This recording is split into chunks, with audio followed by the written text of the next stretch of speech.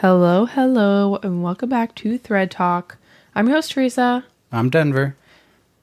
And Denver doesn't like my intros because they're boring.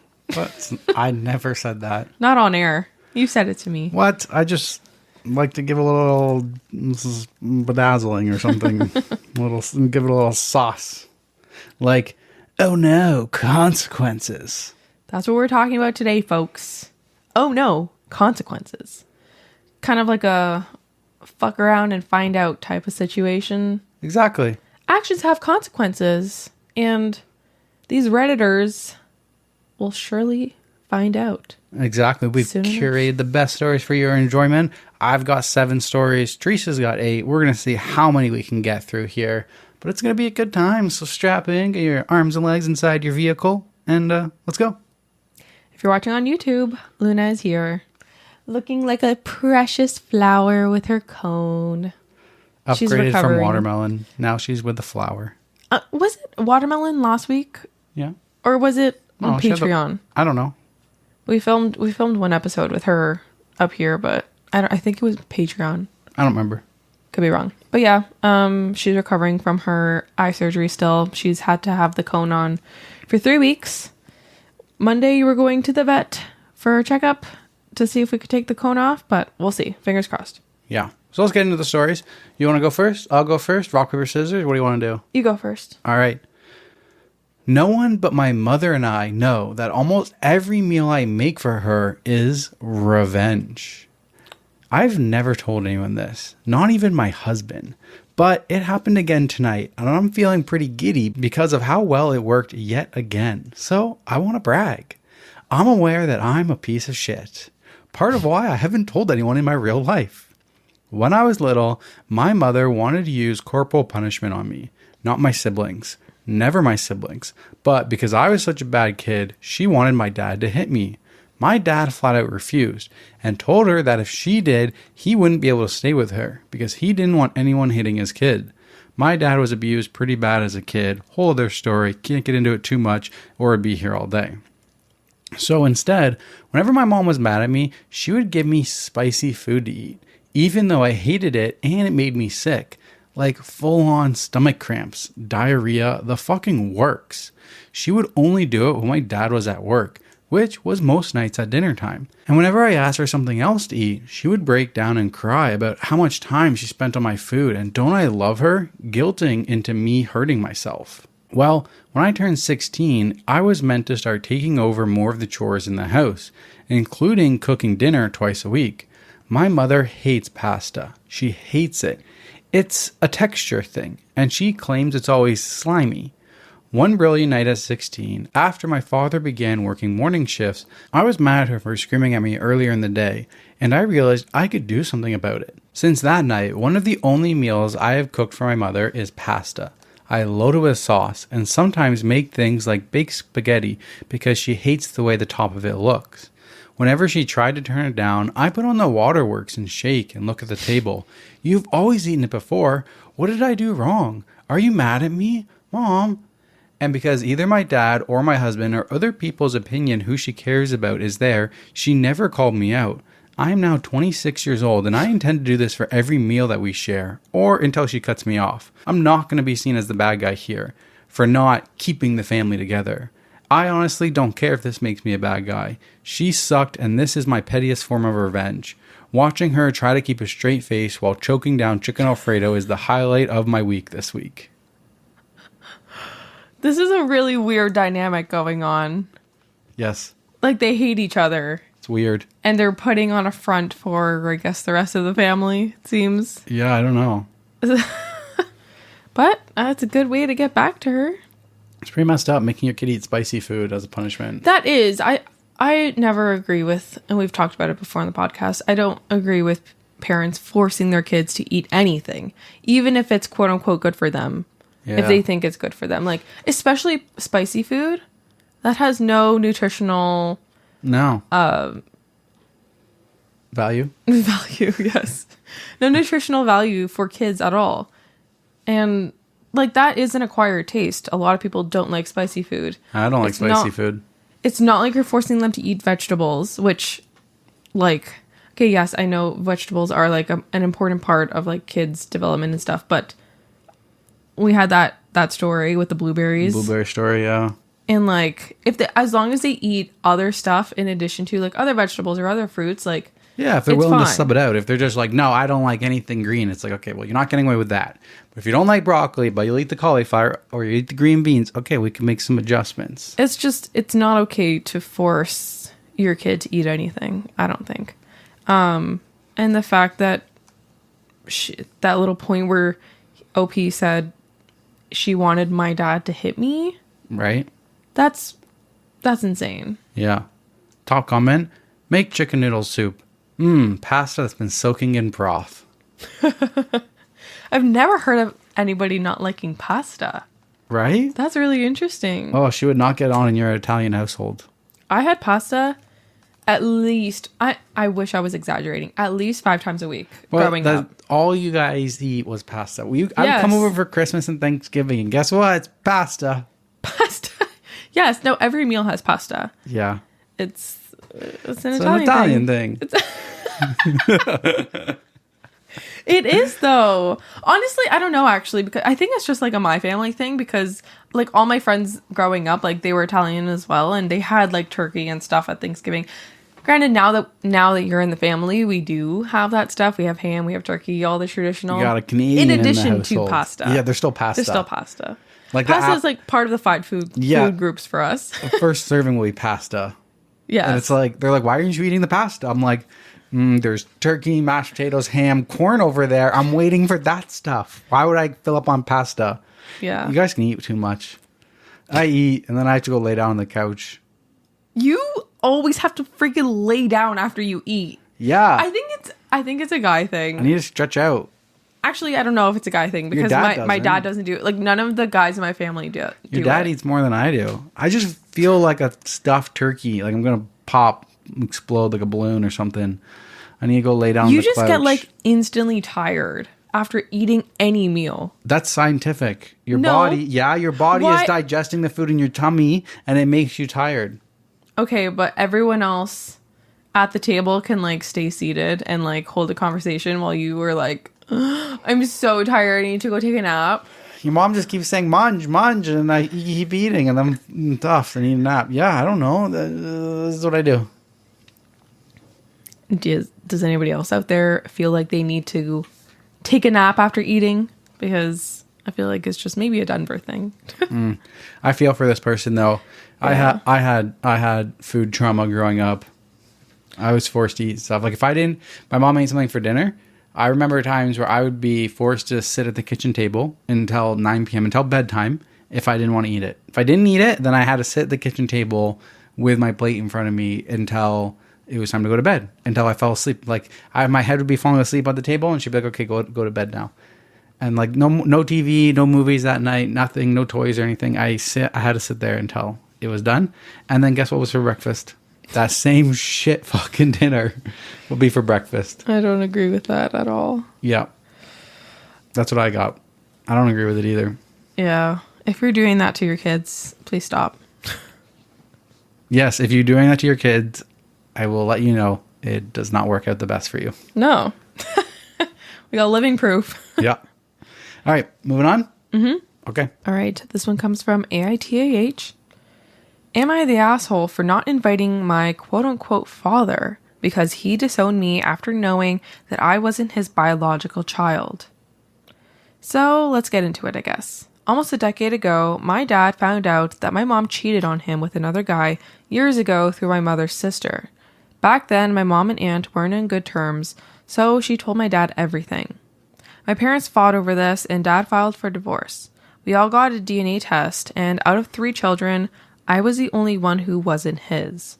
It felt so bad to know that your dad, who raised you for almost 16 years, wasn't really your dad.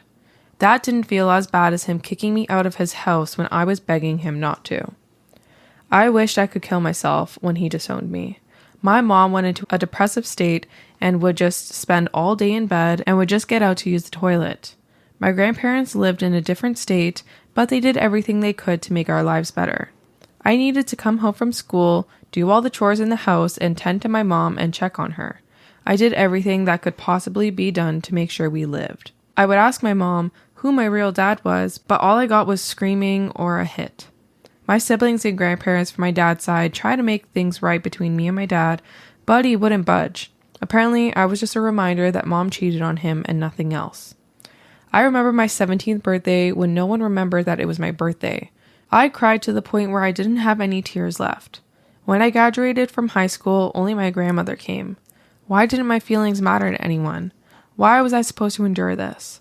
After I returned from my graduation, I told my mom that I was leaving if she doesn't tell me who my real dad is, and this time she did tell me who he was. I met him after finding where he lived, and I discovered that I had a half-brother and that my real father was a widower and a doctor. He didn't know that I existed or the fact that my mom was married. It took us time, but we built a bond, and he helped me get through college, and he walked me down the aisle. He even got my mom some help, and I am forever grateful to him. Well, present time me, I, 26 female, was married to my lovely fiancé last week, and I didn't invite my ex-dad to my wedding. He tried to contact me before the wedding, but I don't want anything to do with him. My siblings and grandparents from my ex-dad's side said I am wrong and that he wanted to come and make things right, but I don't want to make things right. He had the right to abandon me, so I have the right to do the same.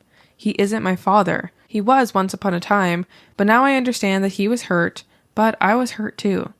Everybody tells me to let go of the grudge, but I just don't want him in my life, and no, I won't give him another chance. My husband understands, but no one else seems to understand what I had to go through to get to where I am now. He cannot just come into my life 9.5 fucking years later and expect things to be all right.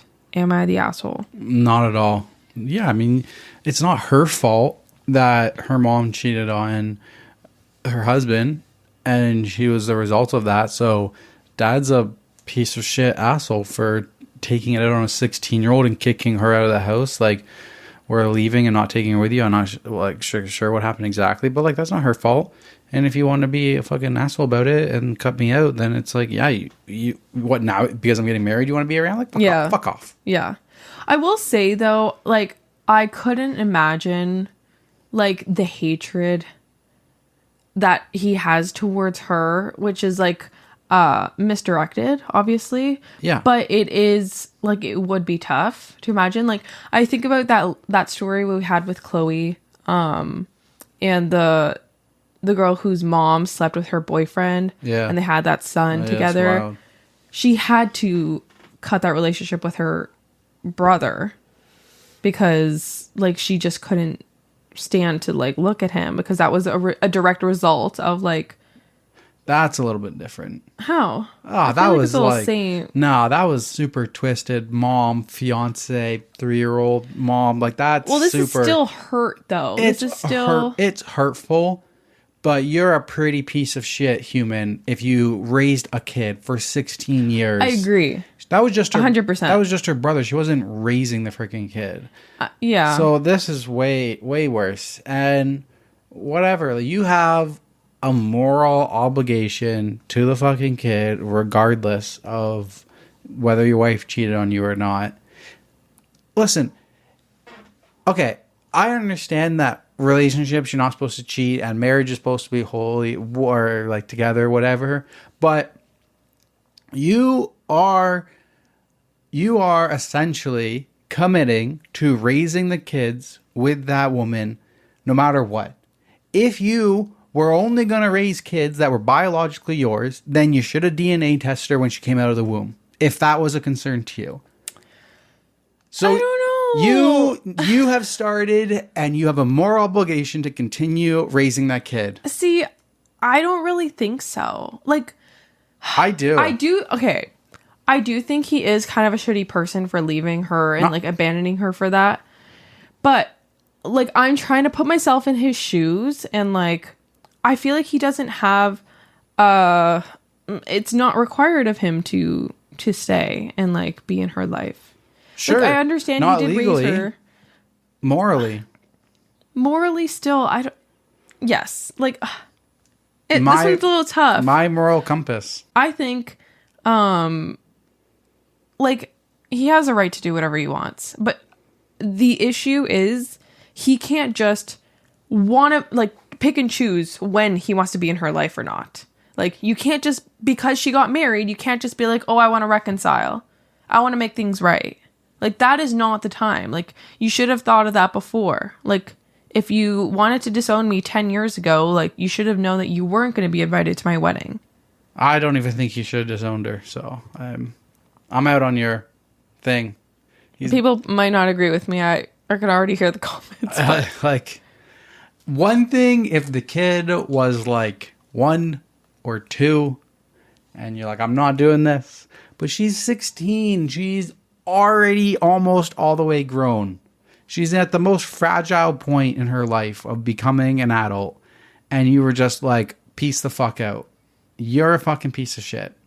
It's already been so long, bro. Just suck it up. Let's just hypothetically, if we had a kid, hypothetically, hit me, and I cheated, and you raised someone for 16 years, and I told you like that was, it's not your kid. I wouldn't take it out on the kid.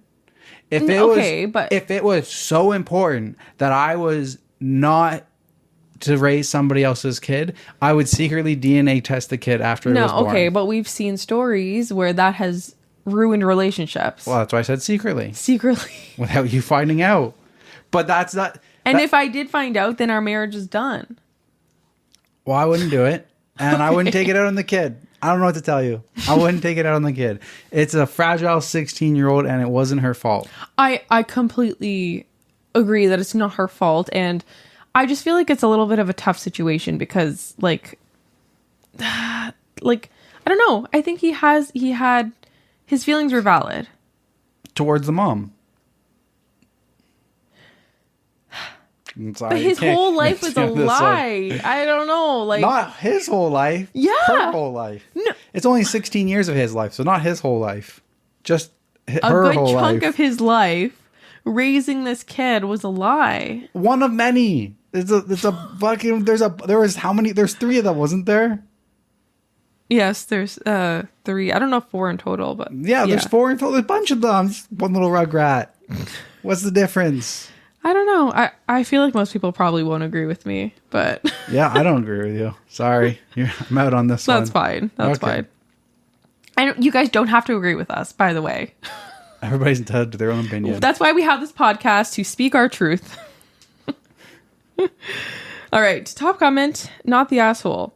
Tell everyone that you aren't holding a grudge and don't wish him ill, that you're just unwilling to reopen the wound that you've worked so hard to start healing on.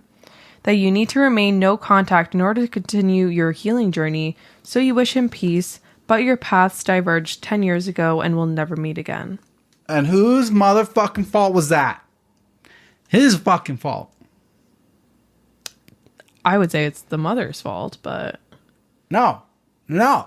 He had a choice.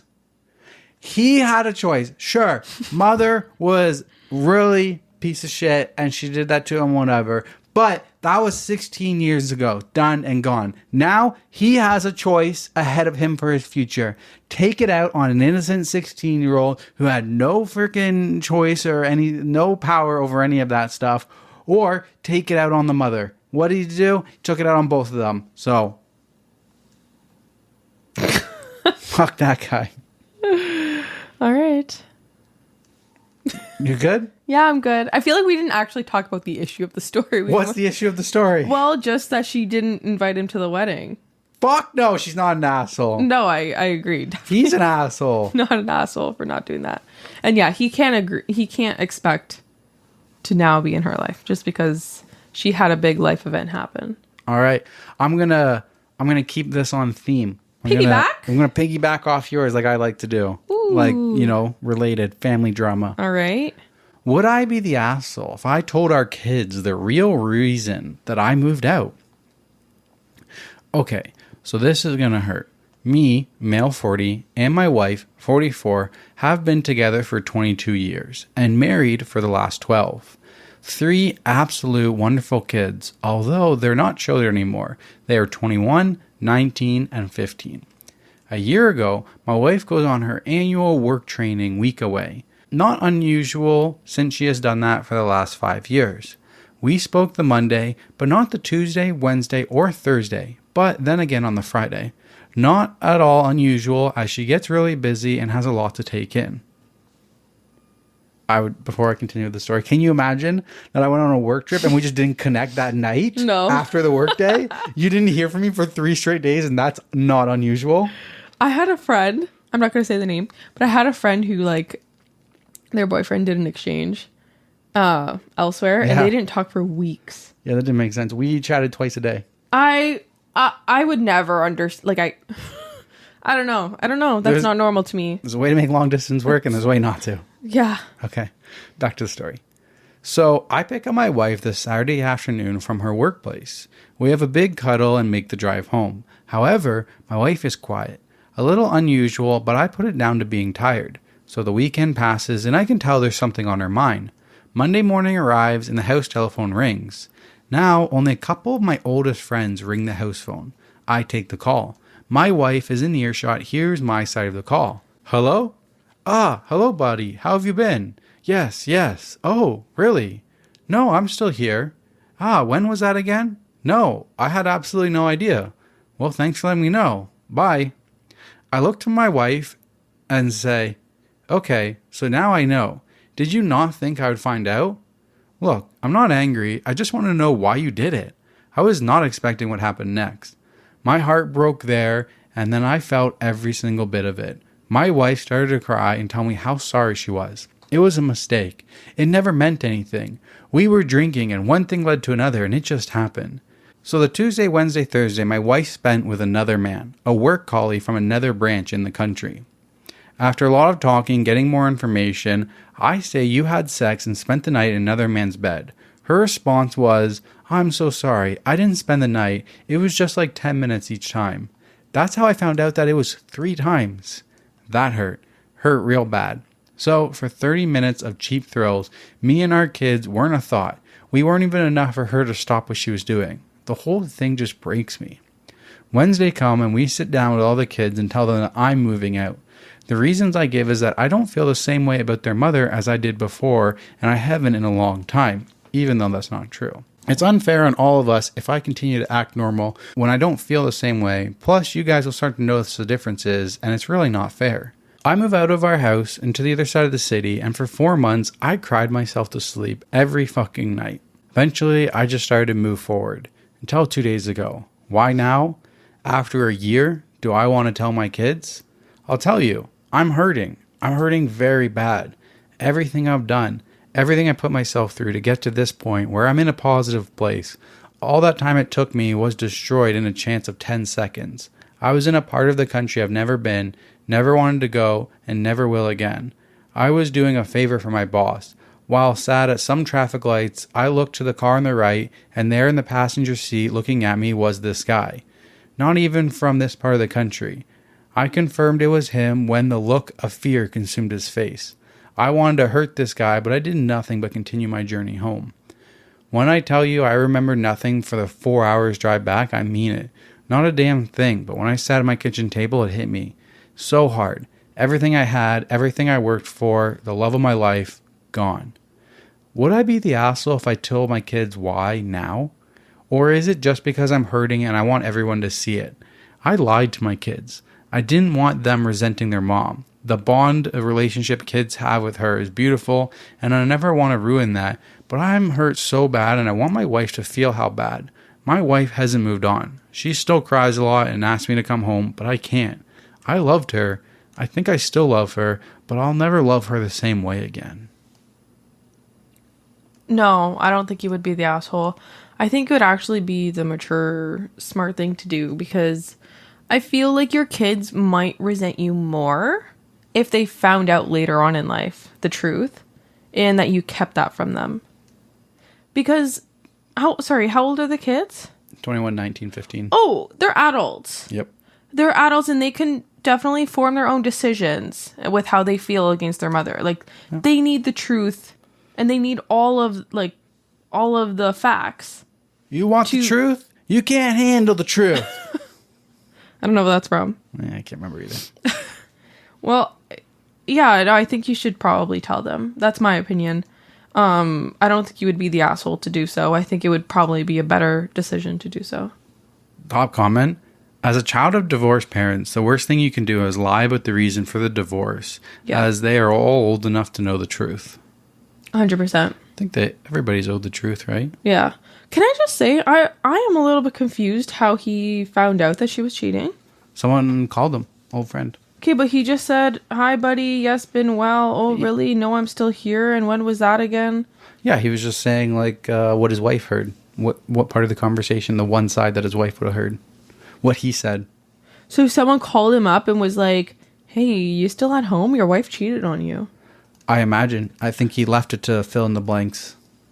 He's just trying to say, like, what his wife heard of that conversation. We have a creative writer over here. Yeah. It was a little hard to read. That was.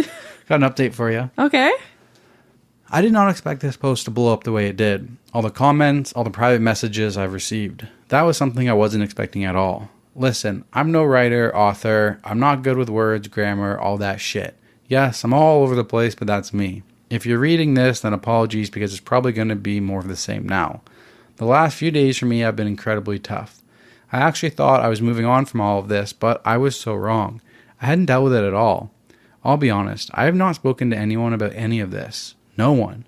For a year, I've done my thing to just carry on with my life. Like, yeah, it happened. You're a big boy, get over it. And yeah, it was fucking hard. I never let anyone see how I was feeling, what I was feeling, and honestly thought I was through it all, ready to come out the other side and continue with my life. I was so wrong. I was broken. I didn't know it, but I was. Then I wrote that post in a very dark place. Emotions were all over the place, and I really wasn't thinking straight at all. Thoughts clouded by anger, hurt, and all that. I really needed to get it out, so I posted on Reddit, and it just went off. Trying to read the comments and messaging as they were coming through, some nice, some not so nice, did really help me in a way. I pretty much broke down. I realized I needed help, like really needed it. It was a fucking mess. I was a fucking mess. The comments, the messages pushed me that far over, and I finally reached out for help to the one person I knew that I could trust to help me. My wife. I'm not crazy, and yes, all this happened, but she's honestly a good person. I'm only a 30-minute drive away from the family home, and I called at 3 a.m., and she was here by 4:40 a.m. She literally chucked some clothes on, woke the oldest boy up, and said she was coming here and left. We've talked, but I've not actually seen her for a very long time. She is a shell of who she was 18 months ago, and that's my fault. I don't need her help. We needed each other's help. We have talked for hours and hours, deciding how to get through and past all of this. We agreed to seek counseling together. She knows she fucked up. I know I fucked up, and we both fucked up, and we're going to do everything we can to make it right. She wants to tell the children everything. I actually don't want her to, but she says that she has to because she can't forgive herself. We're going to do this together, but not just yet. You may think it's crazy, but at least we want to try and fix this, to fix us. I hate how he's like taking the blame for this, for how she's feeling. Yeah, this update wasn't there when I put it in this category. I thought he was going to tell his kids. Yeah. This is, yeah. I feel like he's feeling guilty for some reason. Yeah, I don't know why. I don't love that. I think it's right for the wife to tell the kids, for sure. You think she should tell him or he should tell him? Actually, maybe he should tell. I don't know. It's kind of her information to share. I don't know. It's maybe her.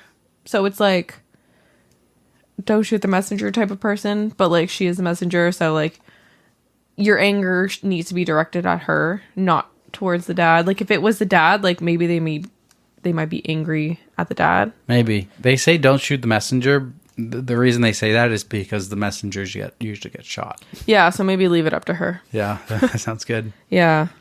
But I feel like she's not really doing it for the a good reason. I think she's just doing it to free herself of the guilt. She's not doing it for the kids' sake. No. Which is not a good enough reason. But regardless, I still think it should be done. I agree. For whatever reason it is. Yeah.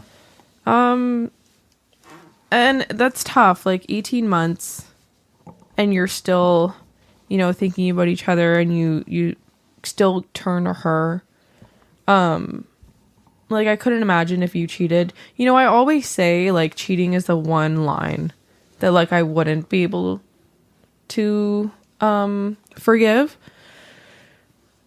But in reality, like, I don't know how I would act. Like, I just love you so much that I wouldn't know life without you. So it would, like, I could imagine what he's going through, you know? It could be hard to move past that. Even 18 months later. It would be extremely hard. I would never do that to you. I know. Don't worry. I know you wouldn't. But, you know, sometimes we're like, be strong. Don't go back to them. They don't deserve you. But, like, I don't know. Tough. Sometimes being strong is like being able to forgive. That's true.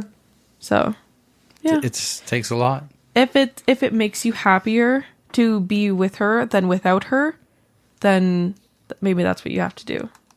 If you can find it in yourself to trust her again. Could be onto something. Yeah. Maybe. Yeah. Okay. All right. On to you.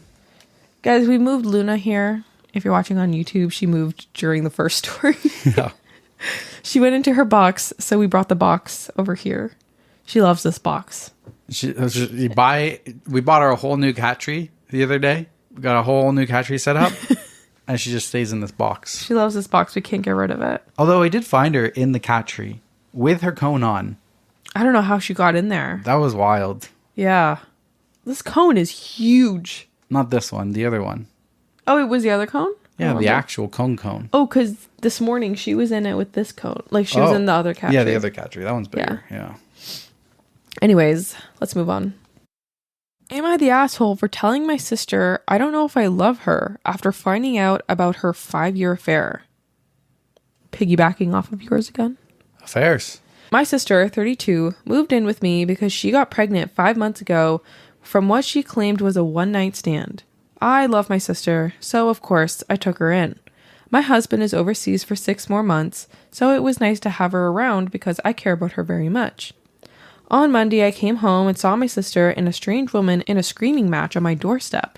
I obviously didn't know what was happening, but I saw the woman poking my pregnant sister's shoulder, so I intervened. I sent my sister inside, and she begged me to send the woman away. I didn't understand what was going on, but I wanted the altercation to end for everyone's sake, so I told the woman as such. Then she started screaming, asking if I was also sleeping with her husband. I was like, question mark, question mark, question mark. And then she basically revealed that my sister had been having an affair with her husband for 5 years. 5 years. She had everything printed out. Chats, photos, emails, receipts. It was disturbing to see, and I didn't want to go through it all. But a few things were established. 1. My sister knew about his wife. She knew she was the mistress and liked it. 2. This woman was a stay-at-home mom to their 4 kids, one of whom has a severe disability from a car accident. 3. Her husband knew about my sister's pregnancy and even took her on a baby moon to celebrate it. 4. The affair had been going on the entire time, with my sister believing he would eventually leave his wife for her. 5. My sister had fully embraced the role of being the other woman, and was emotionally invested in their relationship despite his repeated lies about leaving his wife. I told the woman I was very sorry and that I obviously didn't know, but I asked her to leave because this wasn't going anywhere, and I didn't want the neighbors to call the police. She was furious, but gave me her number on a post-it, begging me not to let her husband stay at my house. I assured her that no man was stepping foot in my home. My sister was begging me not to believe the woman, calling her a vindictive ex-wife. I told her, all right then, let's look up the marriage online. Let's see if a motion for dissolution of marriage was ever submitted. We fought hard. My sister kept saying I would never understand and that they loved each other, but he couldn't leave his wife, blah blah blah. I called her dumb and naive. The next day, I told her she could stay here because I didn't want her to become a financial burden on that woman in any way, but I also told her that right now I didn't want to engage with her. My sister asked me if I still loved her, and I told her honestly, right now, I can't say I do. I will always help my nephew and not endanger you, but I can't like you because you've shown me you're not a trustworthy person. I told her I didn't trust her not to try anything with my husband, and I didn't trust her with anything at all, so I made her sign a tenant agreement. She's been begging me to forgive her, and I told her there's nothing to forgive. I just don't know who she is anymore. Am I the asshole? No. What the fuck? The classic. He'll leave his wife for me eventually. Yeah. He just can't right now. That's so naive. Classic. 5 years. Long time. 5 years is a really long time. You have to be dumb as fuck to think he's ever leaving her. No, but also, like, for him, you have to be so sneaky. That's living a double frickin' life. How did he take her on a baby moon? That's like a honeymoon, right? For a baby. Like, for a baby celebration, yeah. Right? How did he get away with that? How did that happen? He must, like, travel for work? Oh, man. Biggest question I have, how did she find her sister's address? Probably on his phone and stuff. Maybe she followed her. I don't know. Yeah, he's probably been there before. Where else are they hooking up at their house? Probably not. Right? With the wife and kids, no. She's been living with her sister for 5 months. He's been there before. Oof. For sure. Yeah. That's also such a slap in the face to OP. Yeah. Because it's like she's giving you a roof over your head and you're taking this man. I love how the question is like, do you still love me? I know. Do you still love me? I know. And I really am. But it's like, bro, it's like, don't worry. She still sisterly, conditionally loves you. She may not like you right now, but I'm sure she still loves you. I think the better question is do you still like me? And my answer would be no. Can you imagine one of our family members, something we found out about that? And that's what I was just thinking, like, I don't really know anybody that's cheated before. I don't know anybody who's been a home wrecker either, I guess besides myself, but... Dad. I just wouldn't be able to look at them the same. Yeah. I shouldn't trust you. They weren't married. They weren't even dating when I first met her. It was weird. I don't know what to tell you. I think we've already talked about this on the podcast. Yeah. We don't need to get into it. If you want to know the tea, you got to go back. I don't remember what episode it is, so good luck. But yeah, I think it would make me look at someone differently. For sure. That just tells you personality trait and everything. But I wasn't okay with being the other person. I want to make that clear. It was what do you mean? It was a hookup, not like I'm the side person and it's just some serious relationship or something like that. Okay. Yeah. Okay.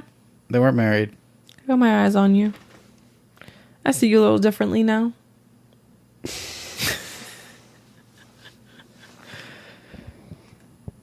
There was that one time with that married couple, but they were both willing participants.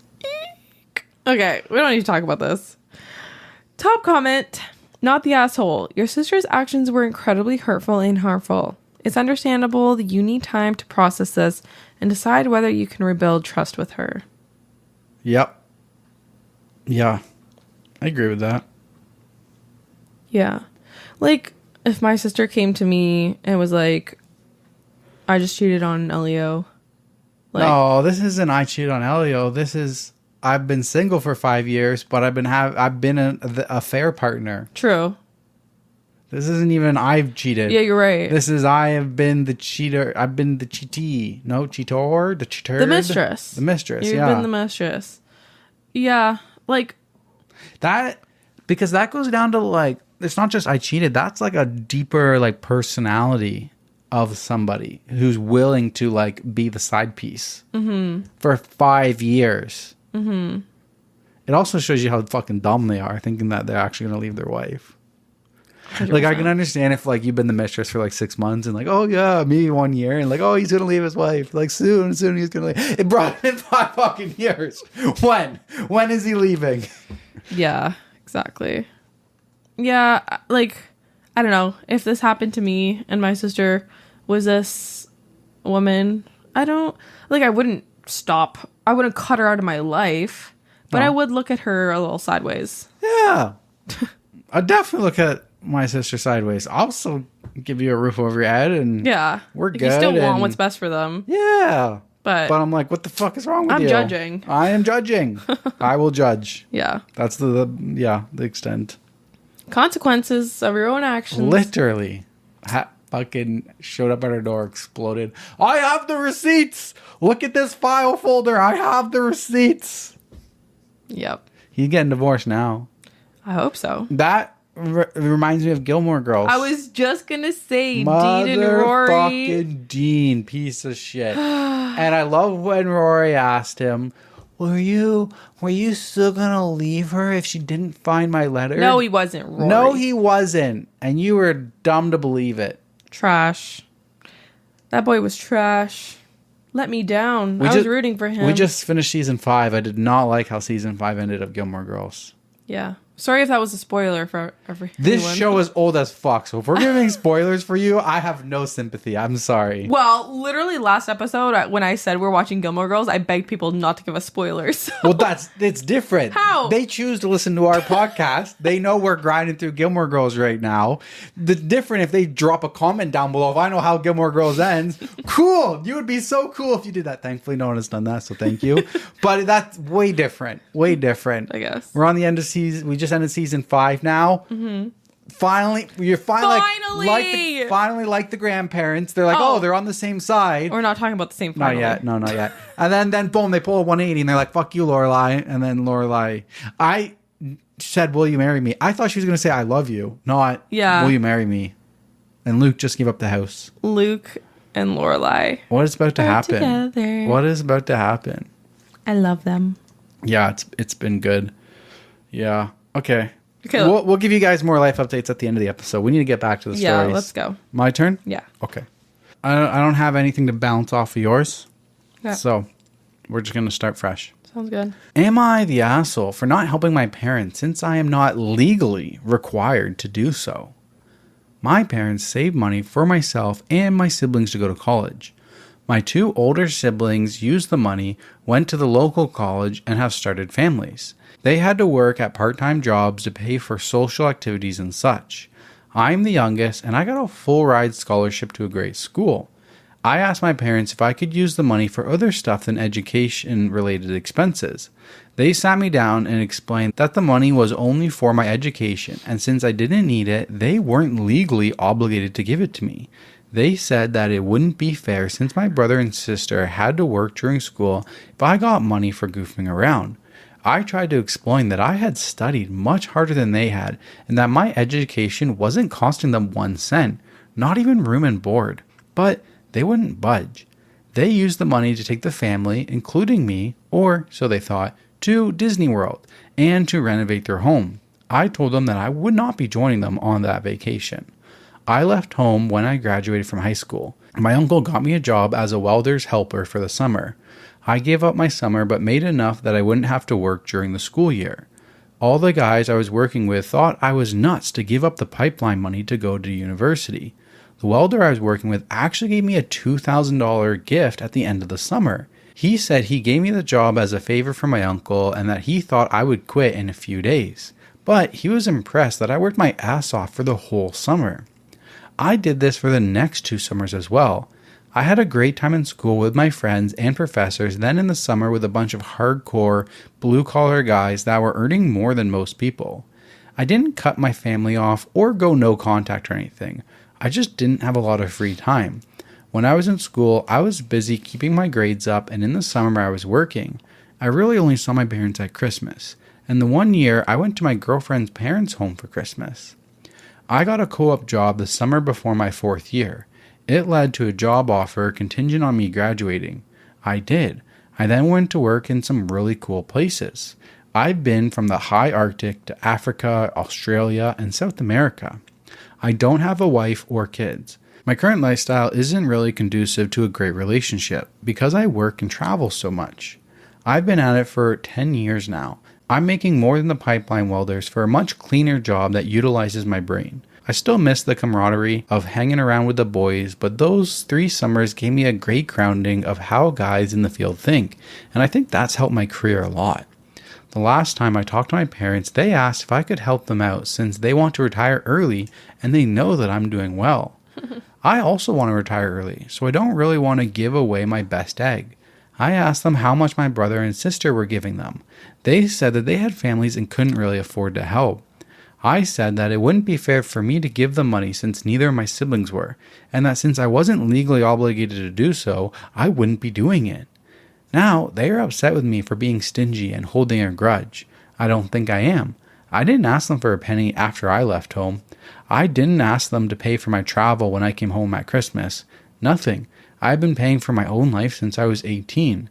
I need to add that they aren't working at backbreaking jobs or anything. They are both teachers. My brother is a teacher and my sister is a social worker. I am an engineer. Am I the asshole for not helping my parents since I'm not legally required to do so? No.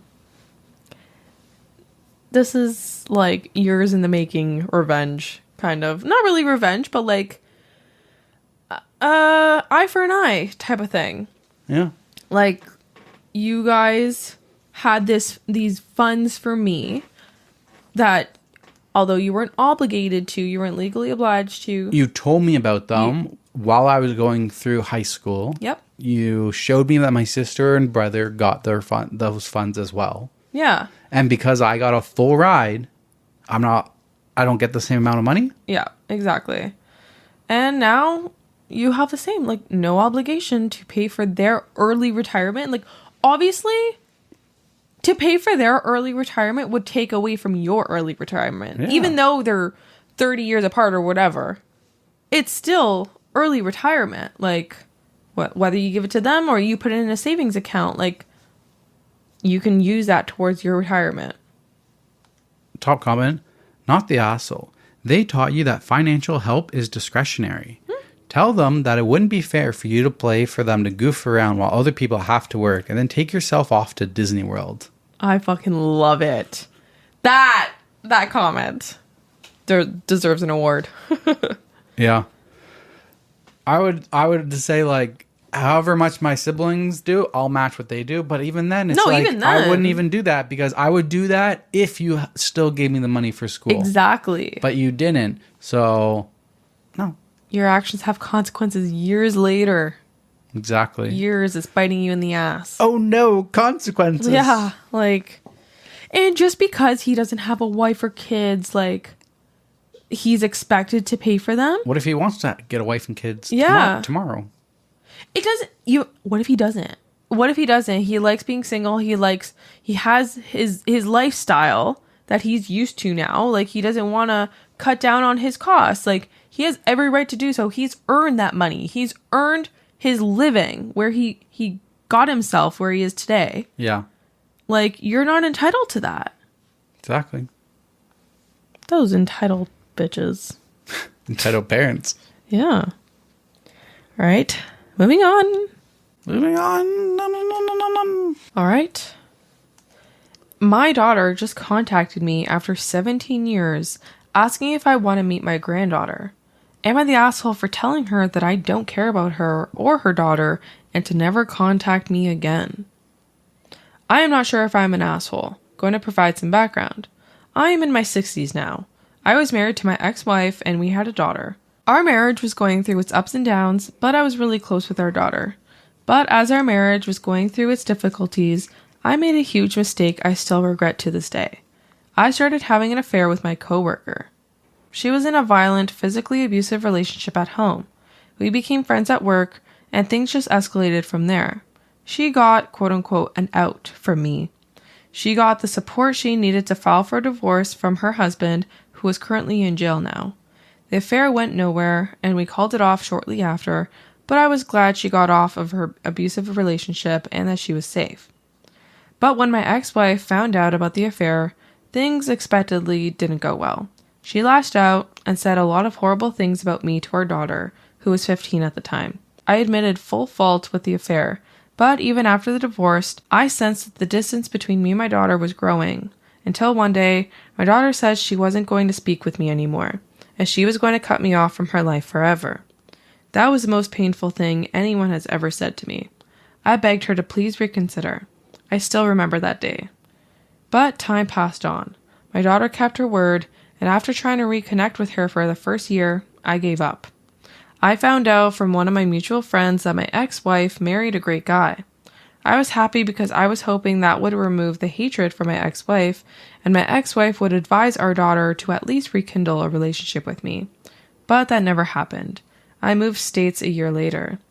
I'm at peace now, but still have some aching sadness. I have retired. Both my parents have passed away. My brother passed away tragically a couple years ago. To be honest, I am waiting for my turn. I have only my dog and my sister left. A couple of hours ago, my daughter called me on my phone. I haven't spoken to her in 17 years. I instantly recognized her voice, but I didn't feel anything. No happiness, no sadness, just indifference. She was crying a lot on the call, and we caught up on life. She's married, and she had a daughter who's now 12. She apologized for cutting off contact, and she says her mom asked her to reconnect with me, as her mom felt guilty about how everything played out. She said she really wanted me to meet her daughter, and her daughter was constantly asking about granddaddy. But I wasn't feeling anything. After we caught up on everything in our life, I told her I don't care about her and her daughter, and to never contact me again. I then hung up. Was I the asshole? Yeah, I could have swore that I've read this before. Or we've read it on the podcast. Did we? But you're saying that the original post was June 28th. Yeah. And I would have had that I would have had that in our document. So if we have read this on our podcast, let us know, because I am confused. I am confusion because maybe I just read it and we didn't actually read on the podcast, but I could have swore that we talked about it. But we've had a lot of new followers. So if you already heard this one, just skip to the next story. If you haven't, I hope you enjoyed it. I don't know if we did. I don't think he's the asshole. You don't? No. And you do. Yes. And I think I said that because she chose to cut him off, she doesn't get to cut him off for 17 years and then come around when she wants to, because she has a granddaughter and her kid's wondering where's grandpa, and expect that he's automatically going to take her back into her life. Like, yes, he fucked up by having an affair on her mother, and she was in her rights to cut him off from her life, but that action comes with consequences. And if you chose to cut me off from your life for 17 years when I wanted contact, you don't automatically have the rights to have a relationship back with me just because you want it. I have not had the opportunity to have a relationship that I've wanted for 17 years. So just because I was wrong in the first place doesn't mean that you aren't wrong now. I feel like I kind of remember you saying right? This. Was it a lost episode maybe? I don't know. Was it that episode that got wiped? We maybe. had that one episode. We did have an episode where we lost the audio footage to it, and we just said, to hell with all of those stories. Maybe that was it. I don't know, but we've had this before. So if you guys have heard this before, we apologize, but we have a Google sheet that we leave all of the stories that we've done so that we don't have this issue, and we couldn't find it. But I was like, I read the title and I'm like, this is so familiar. And then you're going through it and I know what the update is. Yeah. So I don't think he's the asshole because she chose to cut him off from her life for 17 years, that he wanted the relationship. So I think he has the right to say, like, that's a consequence for her. Listen, your dad fucked up. He did a stupid thing to your mom. You chose to cut him off. Now your consequences are, after you cut him off for 17 years, he shut down and doesn't want to know you anymore. And you got your own no consequences because you cheated on your mom and now your daughter doesn't want a relationship to you. So I think they're both within their rights here. Interesting. If this is a repeat, I hope that I didn't have a different opinion back then. It'd be interesting if it is a repeat. But I would say he is the asshole. I think his actions have consequences. And, I get it's been 17 years, but now she's ready. Now cool. No, okay, but this was all because of him. Cool. What? I don't agree with you. So that's why I'm That's like, fine. you're like, this is because of him. I'm like, yes, it was.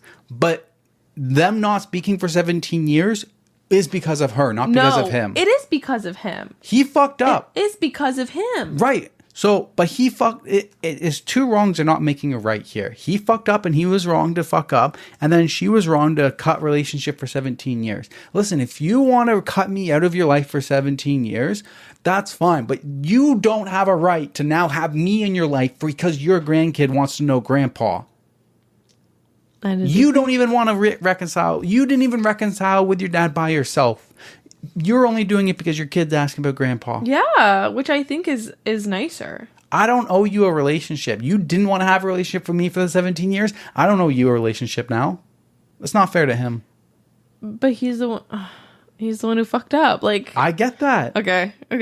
Top comment. 17 years is a long time. Top comment. This is one of the most obvious "you're the asshole" posts I've ever seen here. Good fucking lord. I know nobody agree with me, but I don't. I don't care. I am strong on my opinion because I don't think, regardless of what the situation is, if you choose, like if it's a sibling, whatever it is, if you choose to cut someone out of your life for 17 years, you don't just get to open that relationship up when you want it. You made a choice to cut them off. They are hurt by that 17 years. They've moved on. They've healed themselves. They're living their life.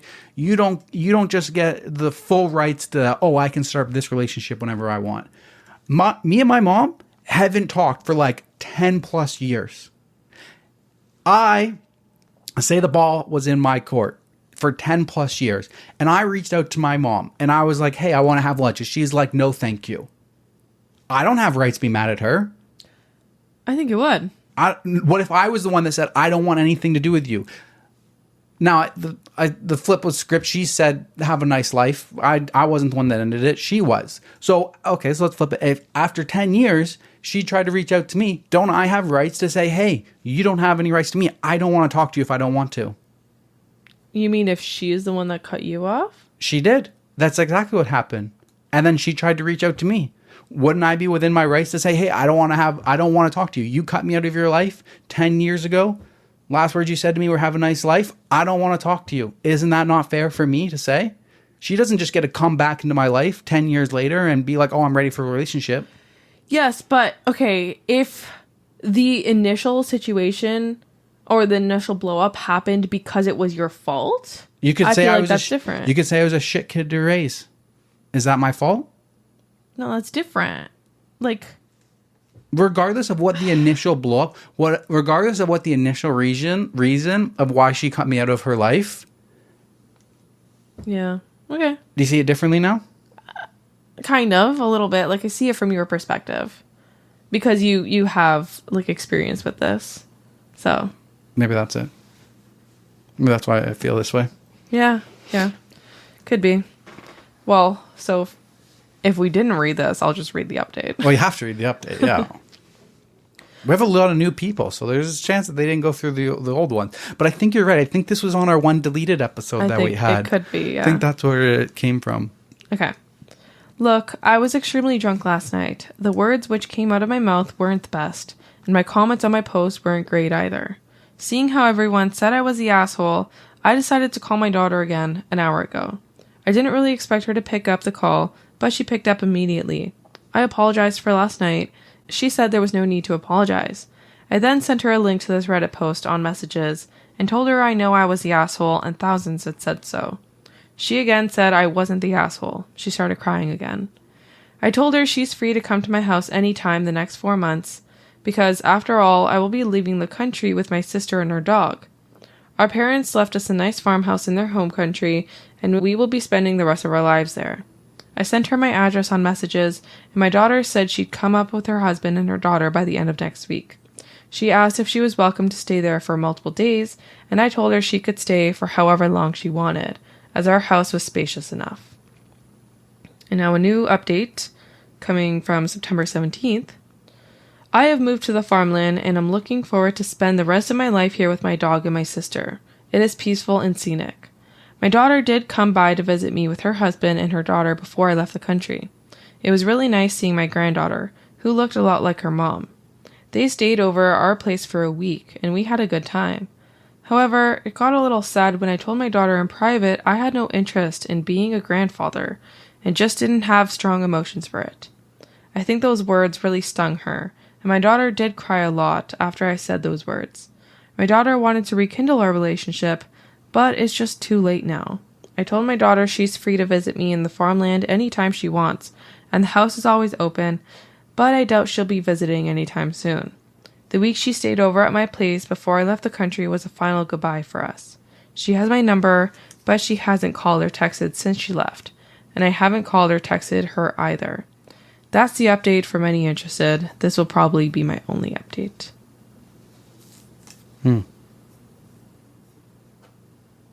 That was December 17th? Because, yeah, that update wouldn't have been there.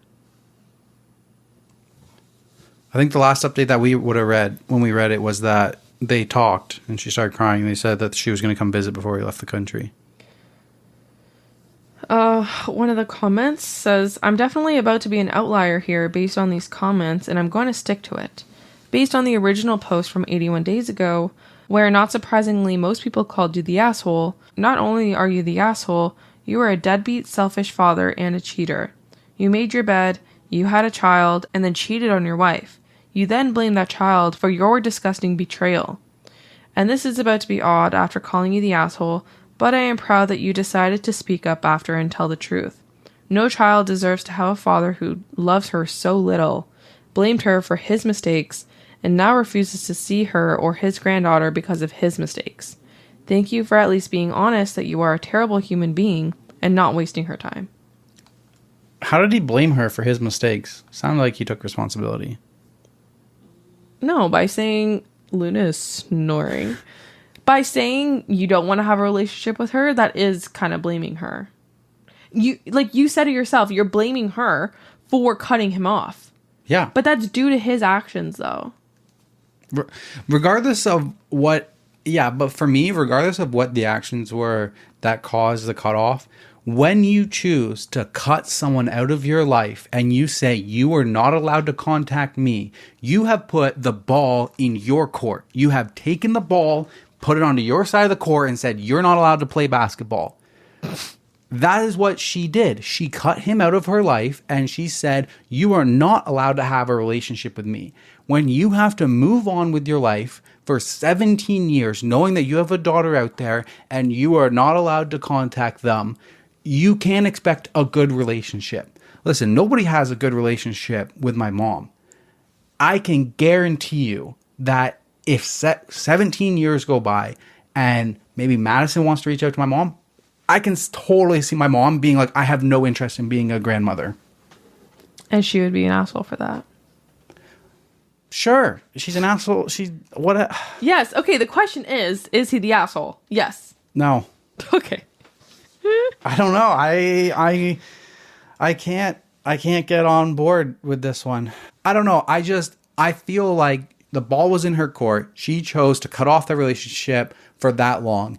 I can't really blame him that he doesn't want to be grandfather. He doesn't have the emotions to be grandfather because he had to cut a daughter out of his life and move on with his life for 17 years, nearly 20 years.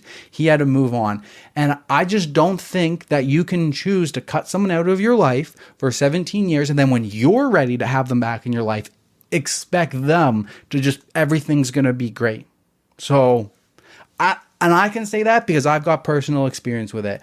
Last words my mom said to me was, have a nice life. And that was 10 plus years ago. So if she tried to reach out to me after 10 years, I can be justified in saying, I don't want a relationship with you anymore. You chose to cut me off 10 years ago. Now it's my choice whether I want to have a relationship with you again if you try to initiate contact with me. And I can say I'm not in the emotional space to have that relationship. So I'm sorry. I don't blame him. Okay. You spoke your truth. I did. Yep. Let's move on. Okay. Are me and my wife assholes for having our daughter fend for herself? How old? My wife has been a stay-at-home mom since her eldest was born. Even though our youngest is now 12, she stays home to care for the house as well as be available for pickups, volunteer at children's schools, for various closings, etc. We have always talked to our daughters, 25, 21, 17, and 12, about their futures, careers, etc. I'm just gonna pause the story right here and just interrupt and be like, do you think he was hoping for a boy in any one of those 4 children? Oh, they're all girls? They're all girls. Jeez. 4 daughters. Wow. We're like, okay, what if we try one more time and then hopefully it's a guy. It's like they have 2 girls. They're like, okay, we'll try one more time and it's a boy. We're done having kids and stuff like that. And then it comes out to be a girl. And they're like, okay, we can do this one more time. We'll try one more time. We'll go for the boy. And then it's a girl. They're like, we can't try another time. We're done. 4 is the limit. All right, back to the story. We made it clear we'll support whatever path they want. Our eldest is 25 and chose to settle down and become a stay-at-home mom. Our 21-year-old is in college, no plans of marriage or kids, and wants to focus on her career. We're happy for both of them and their successes. Our 17-year-old, Sasha, is in her senior year and getting ready to start applying to universities. Like our 21-year-old, Sasha wants to focus on her career, maybe get married, but definitely no kids. She's been saying this for a while, and we've supported that dream. Our other kids seem to appreciate what their mom does. They have never belittled her position in the household. I have equally always painted her as the true hero of this family, as she does so much. I try to do all I can to help her and give her breaks, but she is superwoman in my eyes. However, for the past few months, Sasha has made tiny jabs here and there. She'll talk about her going to college and ask my wife what she majored in, despite already knowing, and then saying, wow, imagine what you could make if you were in that field now. We could be living the high life. Or, giving up 6-figure salary for a husband and kids could never be me. Keep in mind, I also make a 6-figure salary. We are by no means the wealthiest people in the area, but we're also not broke, and the kids have gotten many privileges from this. My wife has always said that this is a choice that she made. She's happy with it, and we both told Sasha to stop with the comments. Sasha will do better and then start up again. Labor Day is when Sasha blew it, in my wife's words. The 2 of us set up a barbecue for our family. With everyone there, I grilled with my wife cooking the rest and setting up with our daughters. Help, except for Sasha. At one point, my wife was talking about volunteering at her 12-year-old school as they need someone to run an art club. Our youngest is so excited for this. Sasha keeps making jabs at how boring my wife's life is. I corrected her, but my wife just kept trying to let it go. Then our eldest said something about trying to keep up with the housework and a small child at home. Sasha scoffed and said it can't be that hard. My wife chimed in and said it was more work than you realize. Sasha rolled her eyes and said to my wife, well, you chose to be the loser who stayed at home and waste her life away. My wife was clearly about to cry, and I sent Sasha to her room. My wife took a walk to clear her head, our older 2 daughters joining her while I went to talk to Sasha and tell her how horrible and hurtful her actions were. She was unapologetic and claimed that she was just trying to, quote, help my wife. When my wife came back, she told Sasha that if she's such a loser wasting her life away, then she's done helping her. Our kids have age-appropriate chores, their own laundry, and taking turns cleaning their shared bedrooms. She is done doing anything else for Sasha. Sasha can make her own meals, she's free to join us at dinner, but it'll be food that she cooks, and will either be things we've already have in the house, or she can go buy it with her own money. As Sasha refused my wife's attempts to teach her how to cook over the years, I think it'll be a struggle. Sasha can find her own way to school. My wife also won't volunteer anymore at our school, meaning the club Sasha is on will need a new parent/teacher advisor, and if they don't find one, the club will be shut down. This will continue until my wife and I can see significant changes in attitude. I'm in full support of this. Sasha didn't take us seriously. But on Tuesday, when she asked what was for dinner, my wife said she only made enough for herself, me, and our youngest. When my daughter overslept and missed the bus on Wednesday, my wife refused to give her a ride. I work from home, but I also refused to take her. She had to walk to a friend's house about 15 minutes away to catch a ride. That night, Sasha made herself ramen, while my wife made the rest of us ribs. Sasha went to my wife later and asked when things would be enough. My wife asked if she was sorry. Sasha said no, so my wife said that it's not over. Sasha went to her older sisters. Our 21-year-old agrees with us, but our 25-year-old thinks that we're being too harsh and says that she would never do this to her little ones. Are we being the assholes? No, not at all. This is such yucky behavior from Sasha. Sasha, how do you think you got to where you are today if it wasn't for your mother? Right? Obviously, you're not learning your lesson because you said, no, your pride is too big for you to apologize. Exactly. You still don't want to apologize, yet, like, you'll stay suffering. I think you're slowly realizing that... It's been like 2 days. Give her time. She'll realize. Well, yeah. I mean, it must suck having ramen for dinner while your family's having ribs beside you. But it doesn't suck that bad yet. One night of ramen is not that bad. Wait until it's a month of terrible food. One night it's like, oh, I can do this, I can survive. But wait till it's been weeks. Yeah. And you smell that good food. And you're like, I'm eating terrible stuff. Like, it will grind you out. I hope the mom doesn't let her off the hook that easily with just a simple apology. She needs to learn her lesson. Like, me personally, no apology is fixing this. No, I agree. I would go so far as to kick her out. Well, she's 17. Oh, she's 17. Why did I think she was 21? No. There is a 21-year-old that's in college. She's 17. Okay. But to me, if you were 14, okay, you come to me and apologize. Yeah.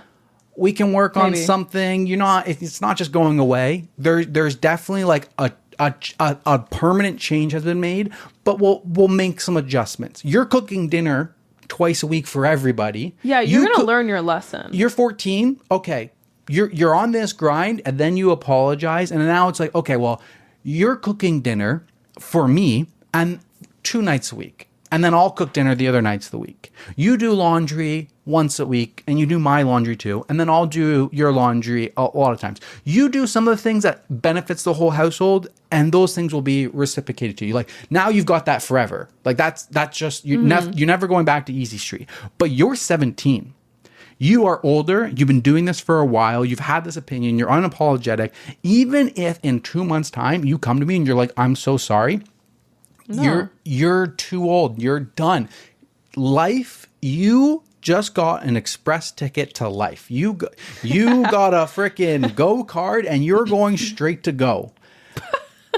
You know what I mean? You got a card and you got the express lane. So what happens now is you get, no matter how much you apologize, I'm never cooking food for you again. Your room needs to stay cleaned. If it doesn't stay clean, I don't know. What can we do? Can we remove stuff from her room or something like that? Like, you're going to lose more privilege. If your room doesn't stay clean, you lose the door to your room. I don't know. You know what I mean? If your room doesn't stay clean and it's a mess, I come in with a box and I put it in a box and I tape it up. I don't know. I don't know either. I don't know what you can do. I don't know, but you're cooking all your own meals. You're getting yourself to school. I'm not volunteering with anything. Like, and that is now, you're like, when you turn 18, you're 17. Hey, FYI, there's a countdown. On your 18th birthday, rent will be due. You're free for now, but when you turn 17, rent will be due. So I suggest you get a job now or you start saving up or something like that, because at 18, rent is going to be due. Yeah, I agree. And you're going to buy your own food. You're going to buy your own mini fridge for your room. You're going to be treated like a tenant, like a roommate situation, because you're 17 now and you've been extremely rude for far too long. So even for me, even if there's an apology, it's too late. You are too close to being an adult for me to forgive you. Too late. Sorry. Express past to real life. Yeah. Those were very harsh words from her, and she's old enough to know better. I wouldn't be forgiving this. Like, I don't think she's old enough to know better. She's old enough to think that she knows better, but she actually doesn't. She doesn't realize what a hero every stay-at-home mom is, especially to 4 kids. Yeah. Not a stay-at-home mom to 1 or 2 kids. 4 kids is a huge, huge challenge. Bro, Dad has it easy. Yeah. Dad gets in the car and he goes and does the same job every single day. stay-at-home moms are working 24/7. Working 24/7. You got to get your kids to school. You got to make sure your kids are doing your homework. You got to do laundry. You got to clean. There's you more gotta of cook. the mental load. That's what I mean. Way more of a mental load. You got to make sure like checklists are done every single day. Dad, he wakes up. He eats the same breakfast every day. Goes to the same job every single day.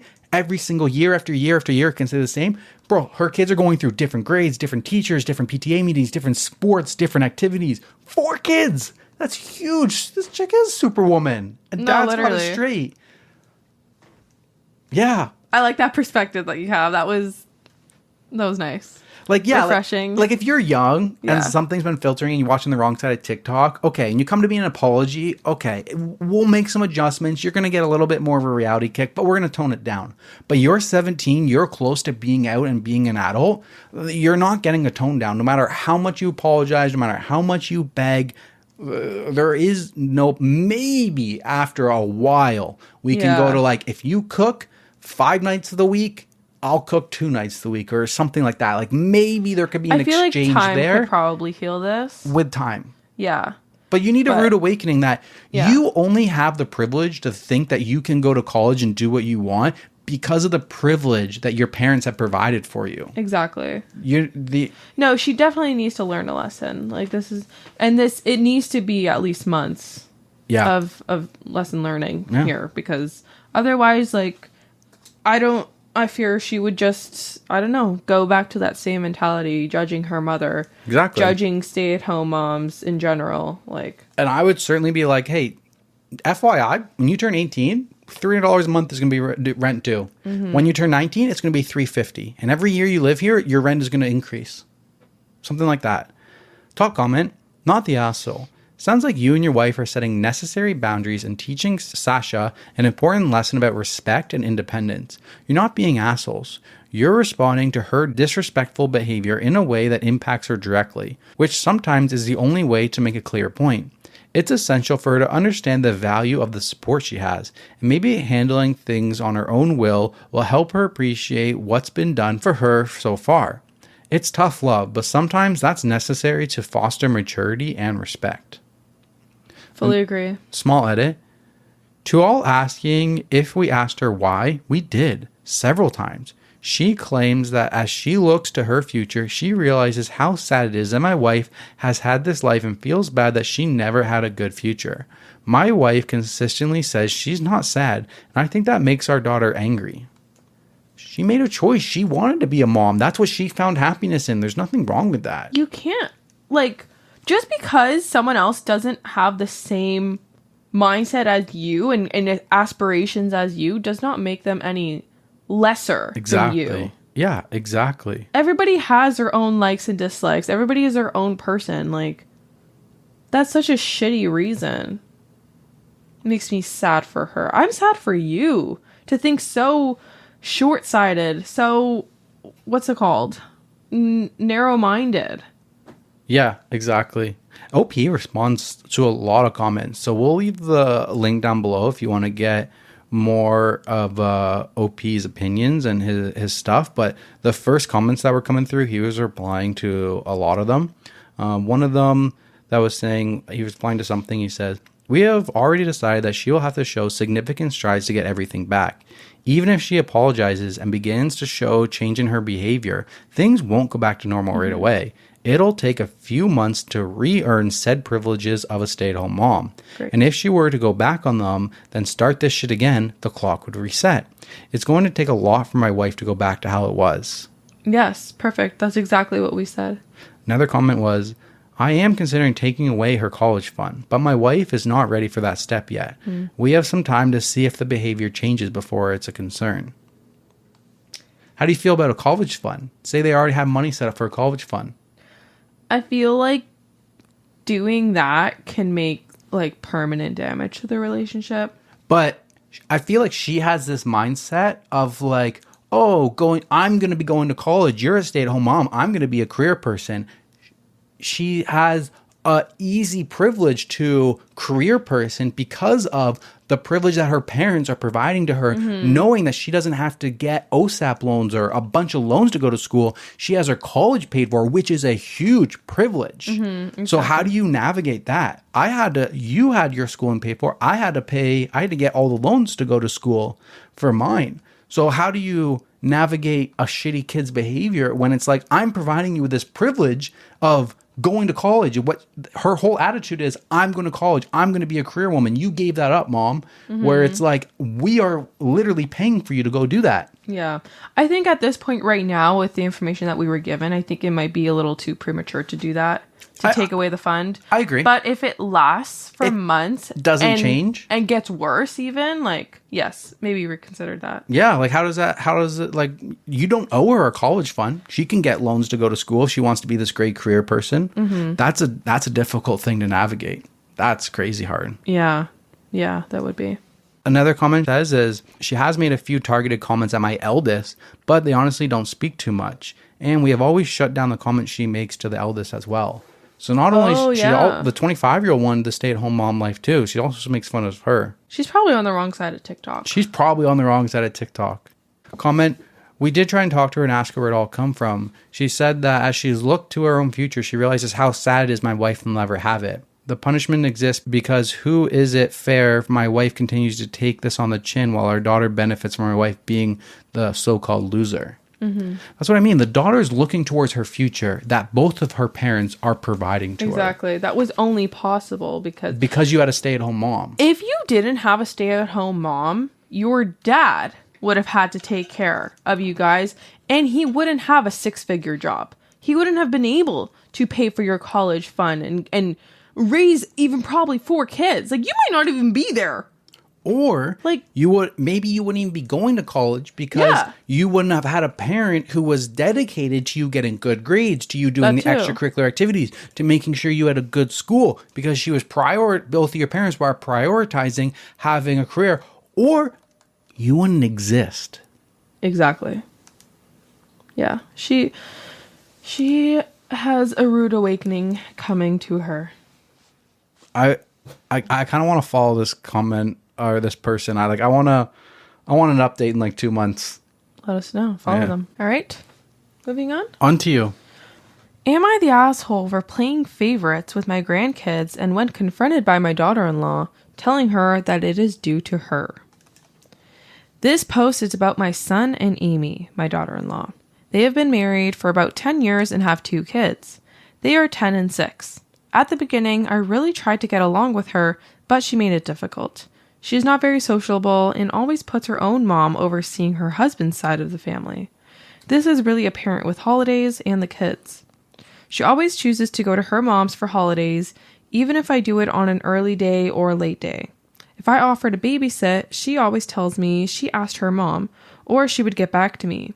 The times I do babysit or get to hang out with the grandkids, she is criticizing everything I do, usually saying that's not how her mom or how she does it. At the beginning, my son was trying to fix this, but gave up. We see him separately from his wife and kids. I truly don't understand it, and I have asked if I did anything wrong, but no answer on that. I gave up trying when my other son had kids. It is so much better, and I have a great relationship with my other daughter-in-law and their kids. The kids are 9, Ava, my step-granddaughter, and 4, grandson. I gave Ava a family necklace. That was my mother's.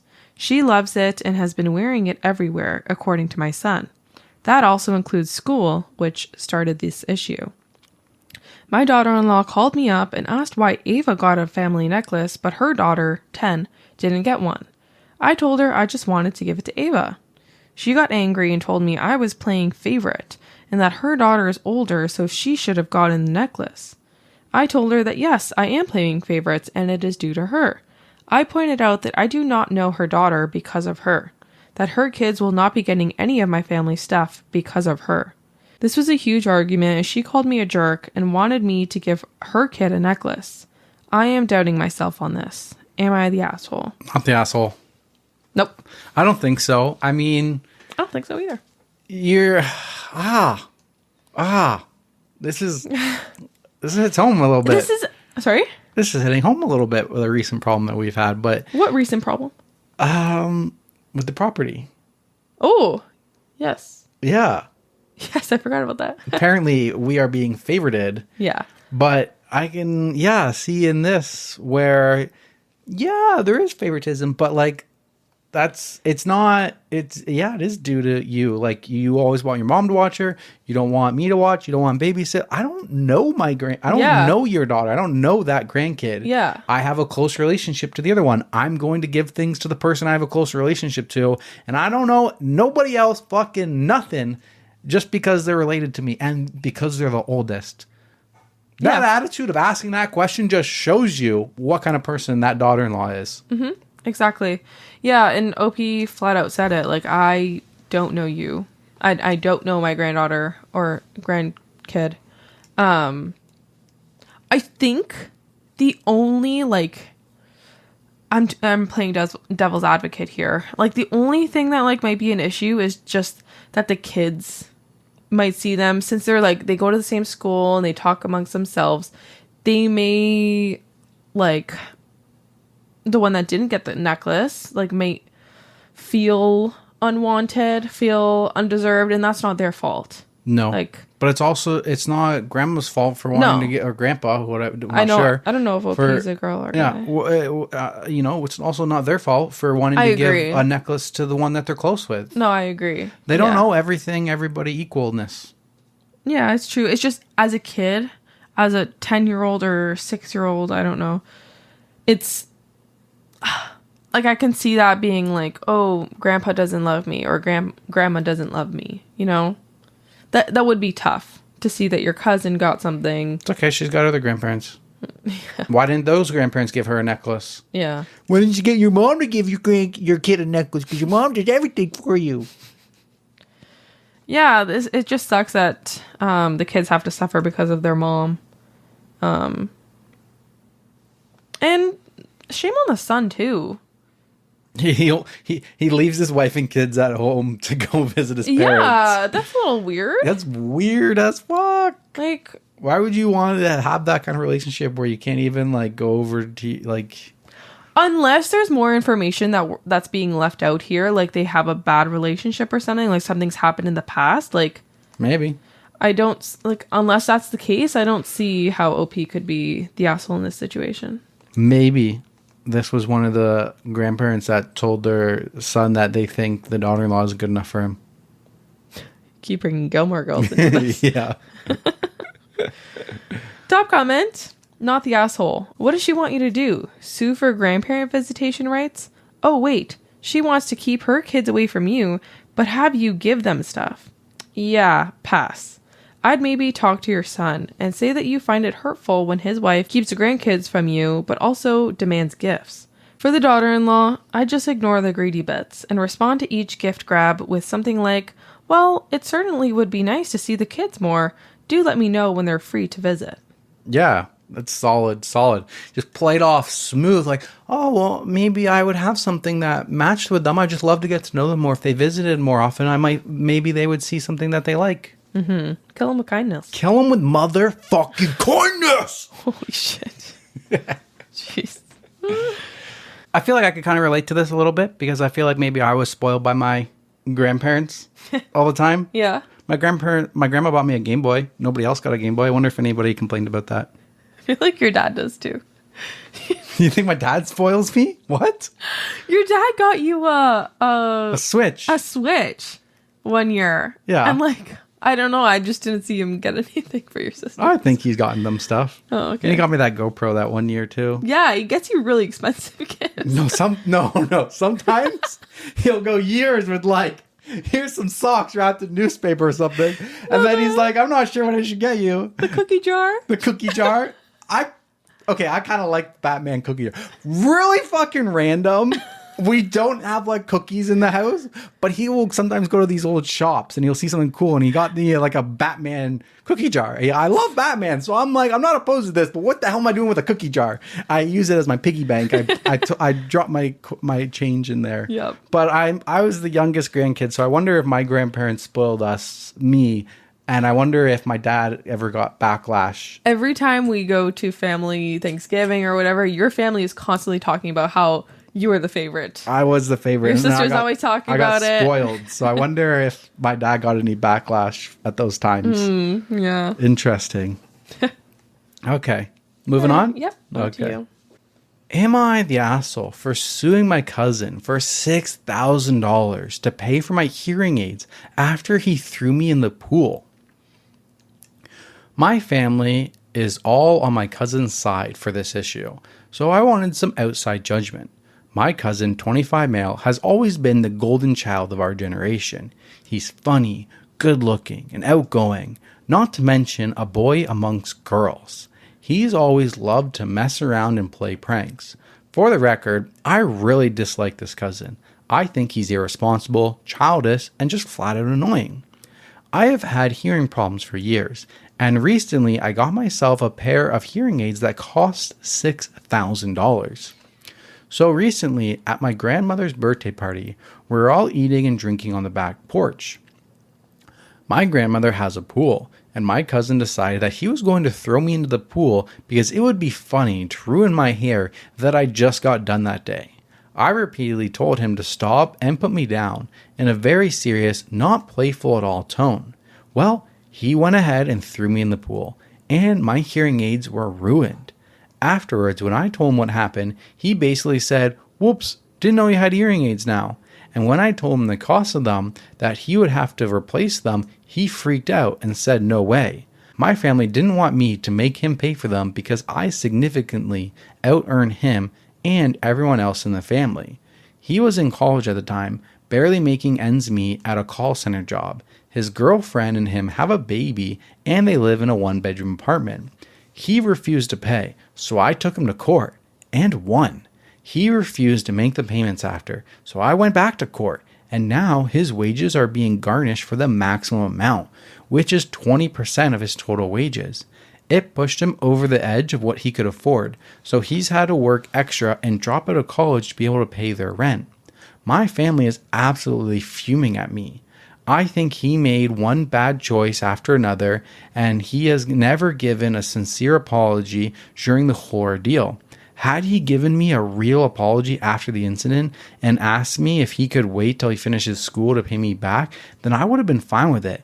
But the entitled little prick is digging his feet in every move. Am I the asshole? The only reason I could see maybe me being the asshole is because it's affecting his child and girlfriend. Not your problem. You're not my fucking problem. Not your problem. Hold him accountable. First off, even if she didn't have hearing aids, she just got her hair. Like, okay, first off, you throwing a woman in the pool is just rude. Rude. They put way too much effort into their hair, their makeup, their outfit. To think getting thrown into a pool and getting soaking wet is funny. Also, it's not really funny to throw anybody in the pool if it's not like their house. If they don't have clothes to go change into, it's not funny to throw somebody into the pool. Wait, they're just going to be soaking wet for the rest of the night? Right? Like, come on. Like, it's funny if they walk out in their bathing suit and they hadn't gone in the pool yet. Sure, you want to be the person who throws them in the pool? Whatever. Even then, you're on rocky territory because some women will go in the pool without getting their hair wet. Yeah, I was just going to say that. Like, even if I'm in my bathing suit, most of the time I'm not wetting my neck up. Yeah, so don't fuck around. Yeah. And then she has hearing aids, so you just fucked up. But then where you really fucked up is you didn't even give a sincere apology. Yeah. This person seems like if you said, "Oh my God, I didn't know that, I'll replace them for you," before she even said the cost or anything like that, that person would have been like, "No worries. No, it's okay. You're a fucking idiot, but no worries," and stuff like that. But you're not only an idiot, now you've become an asshole. You've doubled down. You've doubled down, and you didn't have like anything of like, okay, can we work out a payment plan, like $50 a paycheck or something like that? Like that's all I can afford for a while until I'm done college and I'm making a bit more money. Nothing. You did nothing. Yeah. Most people won't take their family to court. Yeah, exactly. I applaud this person. Me too. For not getting fucked around. Yes. No, exactly. I think this is awesome. Kudos to her. She's stuck up for herself. And it's not about the hearing aids. Like, it's literally the principle of him not being sorry.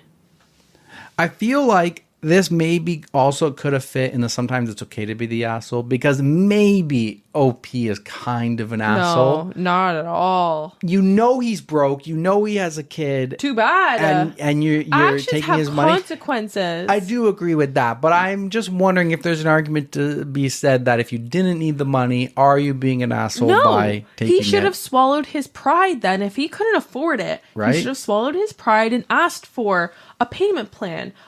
Like negotiate, just have a conversation with her and be like, sit her down and say, hey, this is my situation. I'm not sure if I can afford this. What else can we work out? I feel like the only reason she did this is because not at any point was he have a sincere apology. Exactly. And his whole family backed him up. So maybe they should help him pay for his debt. Exactly. They're enablers. Yeah, they should help him pay for it. She did what she needed to do to literally teach him a lesson. Yeah. A lot of these stories are just teaching people lessons. Top comment, not the asshole. Where he fucked up was not negotiating a payment plan with you that he could afford after he did it. A 20% garnish is a harsh way to learn his lesson, but he learned that lesson. What does garnish mean? It means like 20% of his paycheck? The government will take the money from your employer. You don't even get the money. Oh. You get your paycheck, and you know how you get the deductions on your paycheck? Yeah. You will see the repayment from the court case being taken off your paycheck before it even goes into your bank account. Employer is now paying that directly to the person. Would that be more than the $6,000 now because it'd be 20. Late? It would be possibly it'd be 20%, and there could be, I don't know, but it'd be 20% until that's paid back. Yeah. Yeah. Wow.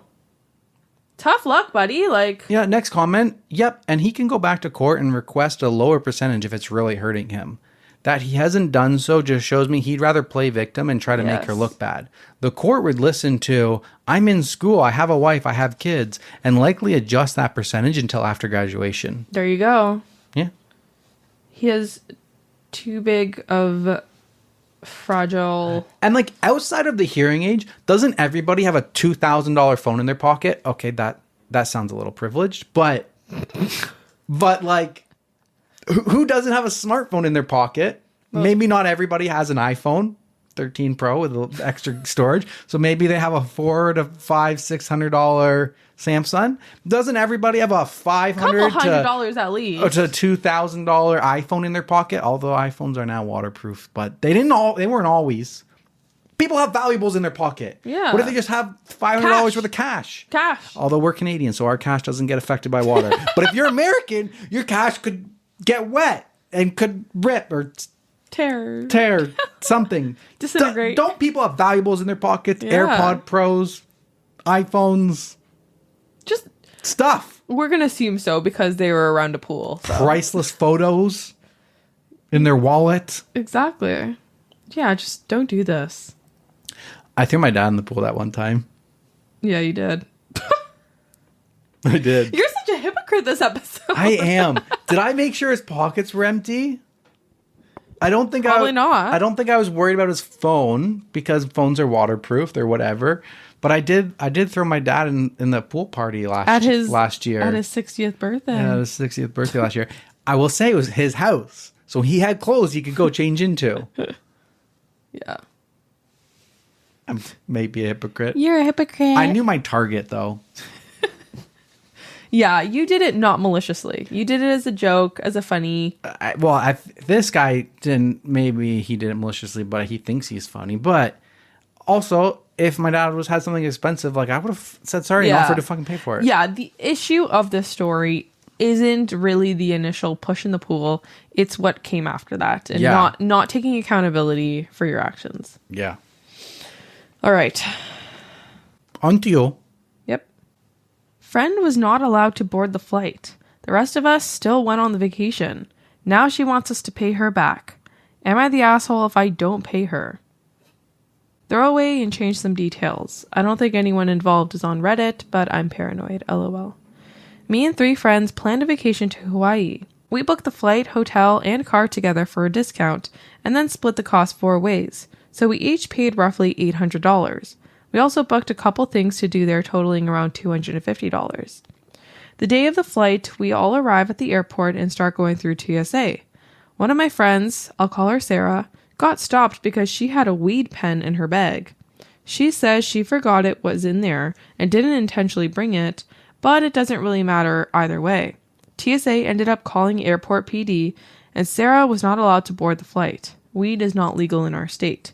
She wasn't arrested, but she was given a ticket and court date and not allowed through security.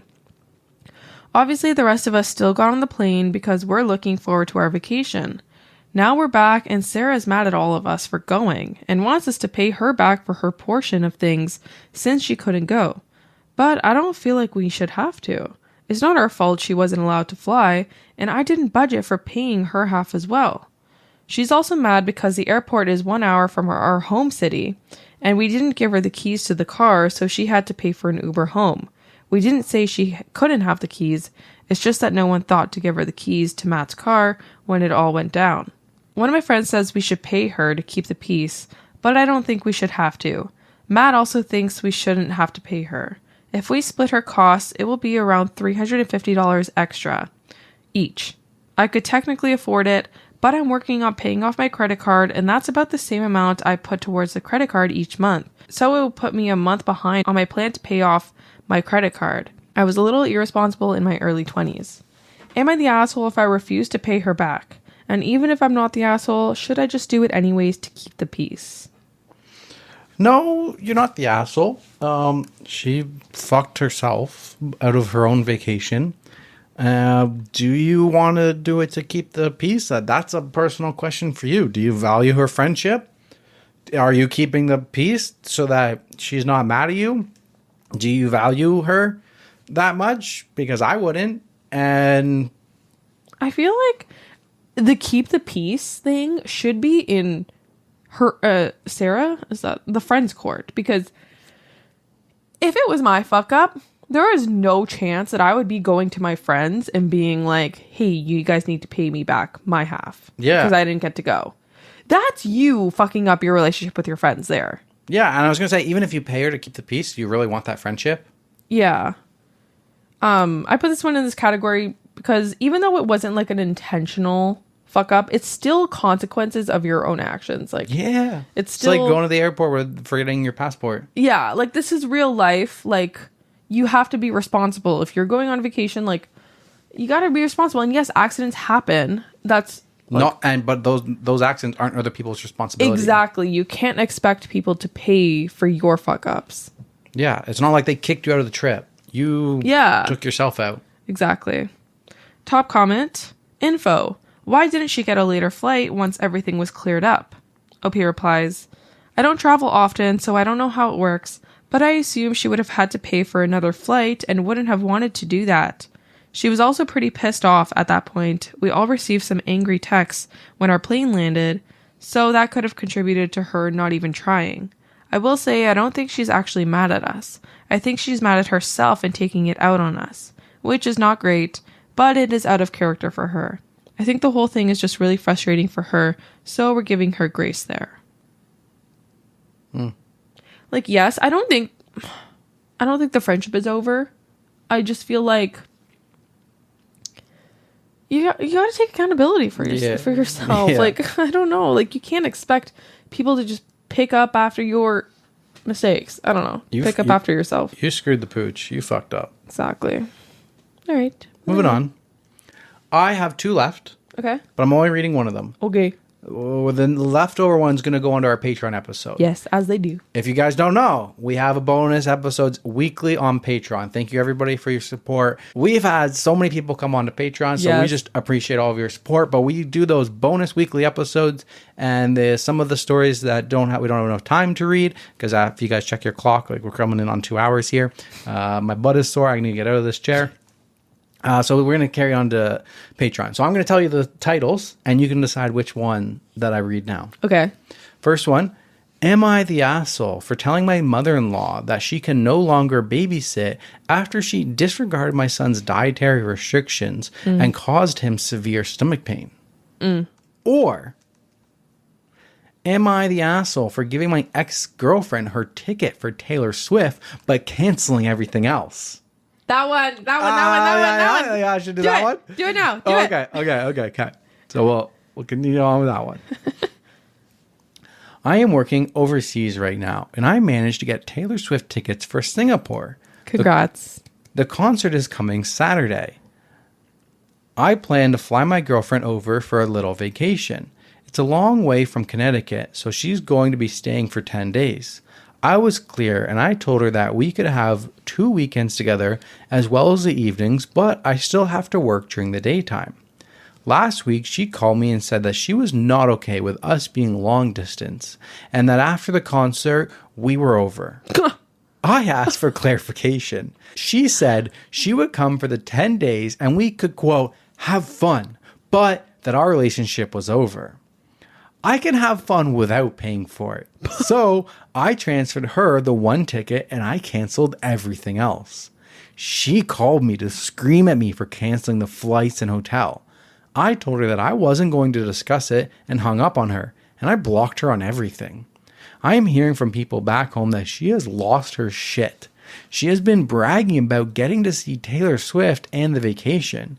Now she's telling everyone that I canceled the plans just out of the blue. I guess that is sort of true. I did not discuss it with her before I made the decision and did what I did. I unblocked her long enough to offer to buy the ticket back if she wasn't going to use it. That conversation was unpleasant and involved a lot of profanity. The upshot was that she would rather let it go to waste than let me have it. Her friends have been defending her and calling me an asshole. My position is that I would feel like a John flying her over for, quote, fun. I'm surprised he even sent her the ticket. Right? He doesn't owe her a ticket. You don't owe her anything. How delusional do you have to be to expect... Also, how dumb do you have to be to say that before your trip? What did you think he was going to do? Just say, okay, that's fine with me. Let's go have fun and go see Taylor Swift. Yeah. And then let's break up. You're dumb as fuck. No, you are dumb, though. Come on. You do it at the end. Do it after you get back. Do it after. You do it a couple weeks after you get back. Why? If you want to be like that. Why give him a warning? Like, truly, like, how did you expect him to react? Like...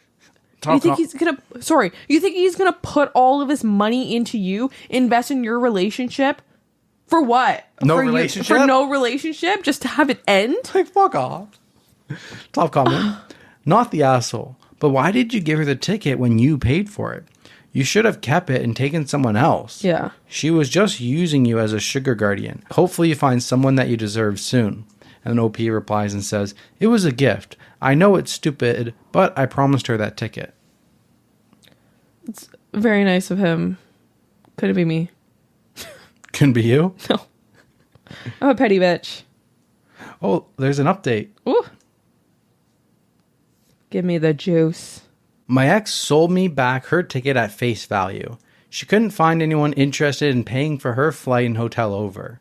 I didn't want to see Taylor Swift, but it was easy to sell a pair of tickets for a nice bit of change. I wish I had more to tell. I wish I could say that I went to the concert and met a lovely woman that my ex sold the ticket to. I wish I could say my ex flew out on her own dime to win me back at the concert. None of that would be true. I made money selling something I bought for a woman that I thought I was going to marry. I'm glad I found out what sort of person she really was before I made that mistake. Sorry this isn't more exciting. Thanks for everyone helping me see my way through this. Damn, that hurts. Yeah. Thought he was going to marry her. Right? Wow. Okay, on to you.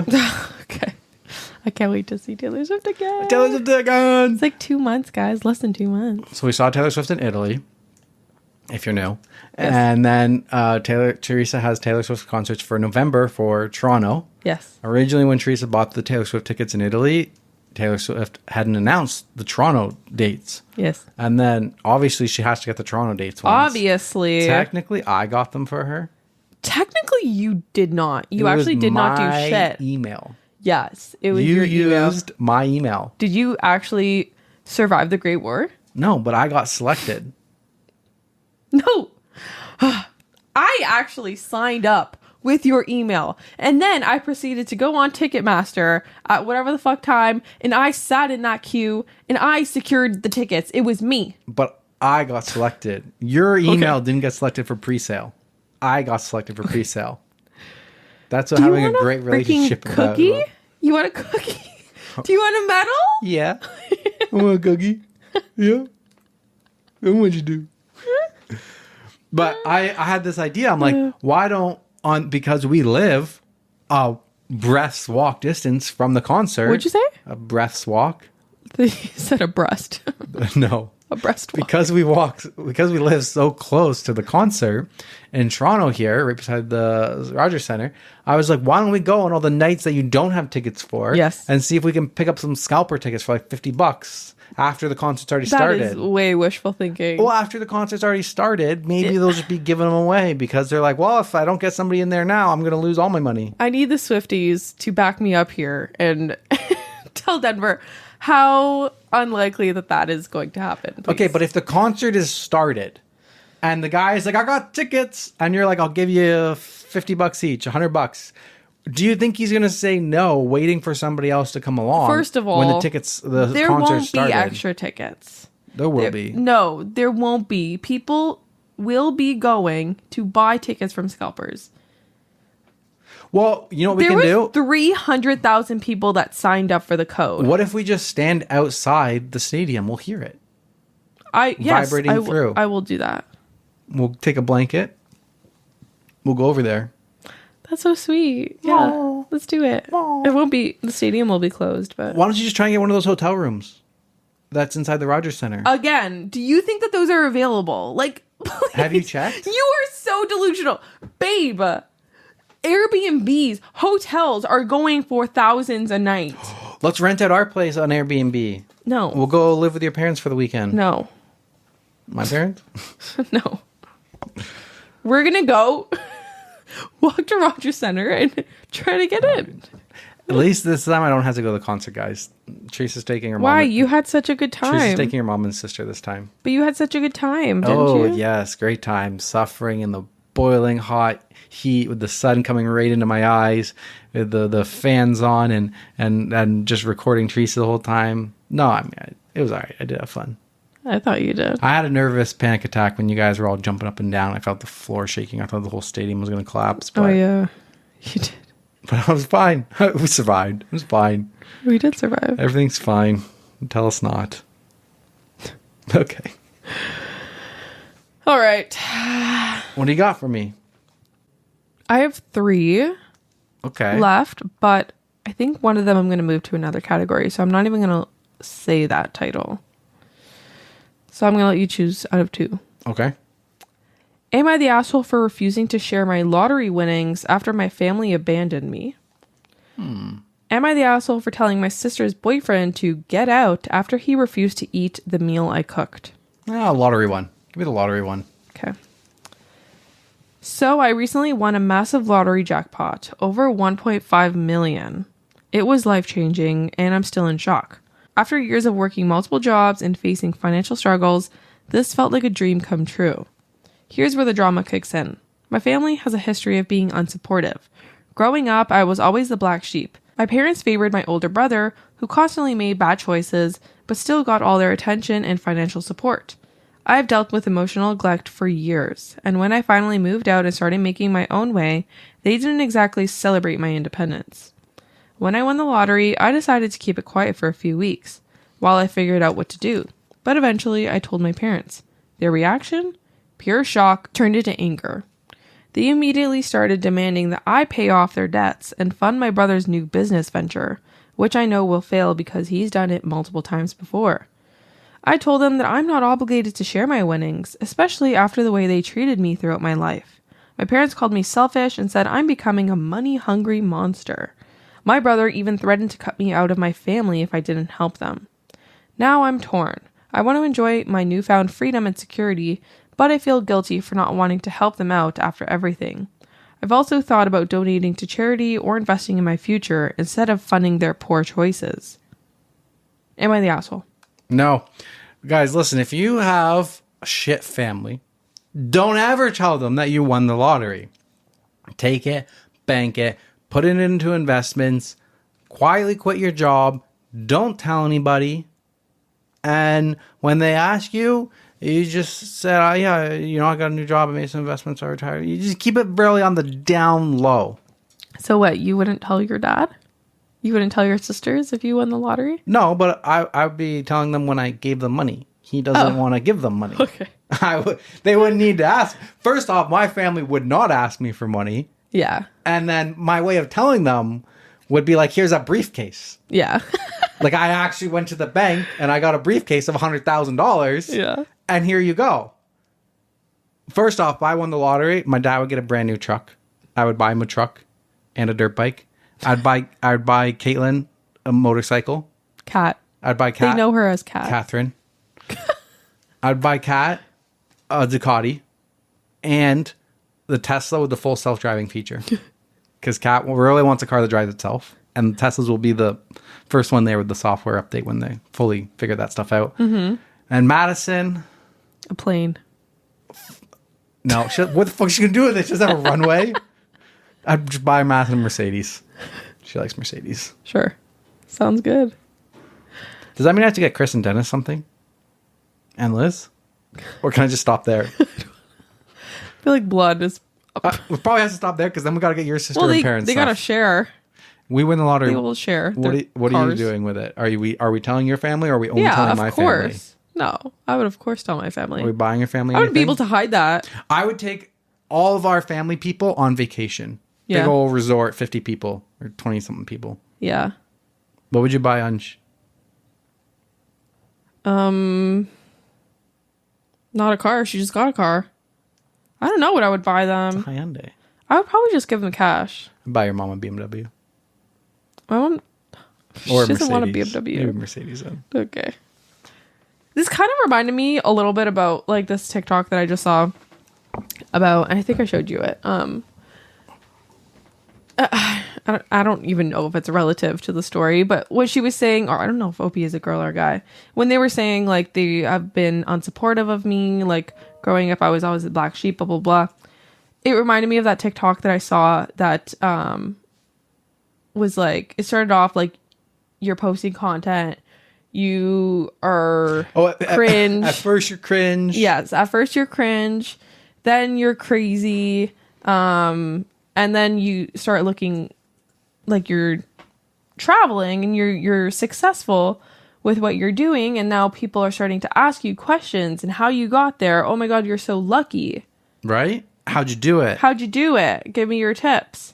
This kind of reminds me a little bit about that because I kind of feel that way.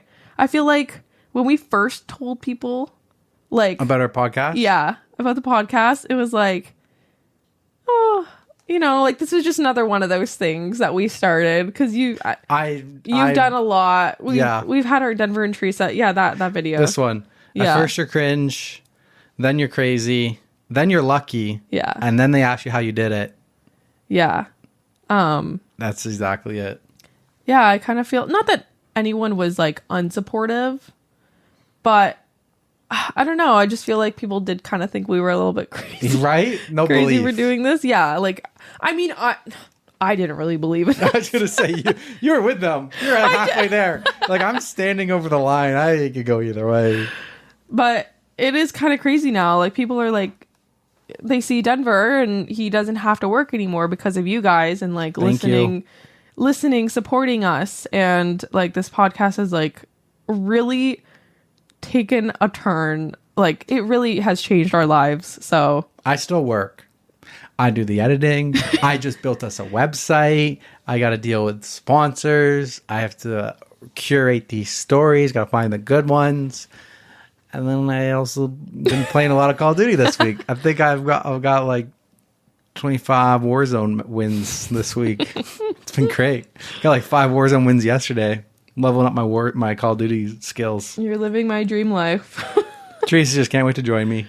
I can't. But we are just like forever grateful. So grateful. If I never get to that point, we are still so forever grateful. Like, yeah, just for you to have this opportunity. Like this podcast has really benefited us. So, thank you all so much. And I hope this inspires you guys. I think we've said this before in the past and we've actually inspired people to start whatever they wanted to do. I hope this inspires you to just go out there and like, you have nothing to lose. Like, yes, your pride. Like, yes, it's like, it is cringe. It's not cringe. It feels cringe, especially if you have like a little bit of anxiety like me, like you care what people think. I didn't tell anybody about the podcast for months because I was afraid of judgment. But now people are like, oh my, like it's just a 180 now. Like people's reactions are a lot different. And even before that, like I had my TikTok account. I was one of the first car salespeople that was doing like social media right back in like 2020. Yeah. And now every time I look on my social media page, every new salesperson is starting their Instagram page, starting their TikTok page. I got messages all the time. How can I get to your level of content and stuff? At first I was cringe, and then I sold a bunch of cars, and then people like my content. Yeah. So just do it. Just do it. Make those videos. Make those what I do in a day videos. Make those get ready with me videos. Just make them. Who cares? And as TJ Hunt would say, keep moving forward. Who's that? Is a car YouTuber I watch. Okay. It's his slogan. He says at the end of every video. What's our slogan? I like it. I liked it. It was like keep moving forward. It's like one step in front of the other. Just keep trying to be better every day. Don't worry about being perfect from the beginning. Just do something, start it, and be consistent. That's it. Yeah. I'm glad we ended off on this story, actually. Yeah. But if you do win the lottery and you have terrible family, just don't tell them. Just keep it a secret. You don't owe nobody nothing. Except us. We'll tell our family. Well, we would, because we have a great family. We love our family. Yeah. Yeah. Exactly. Yeah. You won't. Maybe we won't tell, but there'll be signs. Teresa will retire. I'll buy a Ferrari. The podcast is doing so well. No, you have to win the lot. You have to play lottery in order to win the lottery. We don't do that. I don't do that. My nana used to play a lot, and I think my dad still does. My dad plays weekly. I don't know if my dad still plays weekly, but I think growing up, I think his biggest one was like 15 grand one time or something like that. Wow, nice. Yeah. Yeah, I don't know. I've just never got any life updates. This is the last episode that you will see the normal den, because we are heading into spooky season. Next week's episode, guys, we got a schedule coming out. Spooky episodes next week. I am beyond excited for this. Oh my god. And I'm scared a little bit. Well, I had a question for you. I'm like, is spooky all paranormal? Mine are like, all paranormal. Can just spooky be like scary? But I feel like spooky is paranormal, and like scary is like a different category. Could be a different episode. Well, by the time this episode goes out, we can't really get their feedback because we'll already have filmed the next one. Yeah, I forgot about that. Okay, well, if you're letting us know, thank you anyway. But Teresa got a bunch of decorations for the den and for the spooky episode, and then we have Halloween episode. I ordered up my Halloween costume. Can't wait to wear that, and then after that we have the survival story episodes. Yes. Yeah. So spooky October is coming. I'm so beyond excited for that spooky episode. So excited. And then then the Halloween one. And survival stories. I gotta find some. Any actual life updates? I'm trying to think. Merch website's a little bit closer. You know, we ordered some more samples, did some test runs. Some samples for ourselves to make sure, they're good enough quality. We're thinking of doing some giveaways. Yes. Everything else is looking good. We're on season 5 of Gilmore Girls. 6. We're now on season 6 of Gilmore Girls. Just finished season 5. Went for a nice hike today. And we went to go for a hike at the Brickworks in Toronto, and we're just like, we're going to do this hike. And then there was no parking. It was jammed. Turned out there was a farmer's market, and we got a bunch of things. We got some yellow beans that Teresa didn't know existed. We got some apple cider. The other day, we were going for a walk, and I was like, what yellow beans? And you're like, what the hell are yellow beans? And I'm like, they're almost the same as green beans. They're just yellow. I actually don't remember that. What? And then I was like, babe, look, yellow beans. We should get them. Is that why you said that? Yeah. What do you mean? That's why we bought yellow beans. We had this talk on our walk.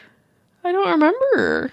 I remember you being like, pointing out the yellow beans, but... Yeah. We had a delicious sandwich. Oh. We also have an Instagram account that's at Denver and Teresa that has a little more of our stories of like things that we do. So if you guys like us, and you're here at the end, that means you like us and our life updates, or you can't hit pause or skip on your whatever device. You're just forced to listen to us right now. You're just forced to listen until the next episode. But check us out on our Instagram. We've so many people have joined our. Yeah, we've gained a couple hundred. Yeah, a lot. So and we like to post stories of things that we get up to. In our stuff, but yeah, and then anything else? I don't know. I don't think so. I don't know. Me either. I feel like there was, but I'm trying to remember. I don't know. I'm just blanking. I'm very excited for Halloween, and then it's Christmas time.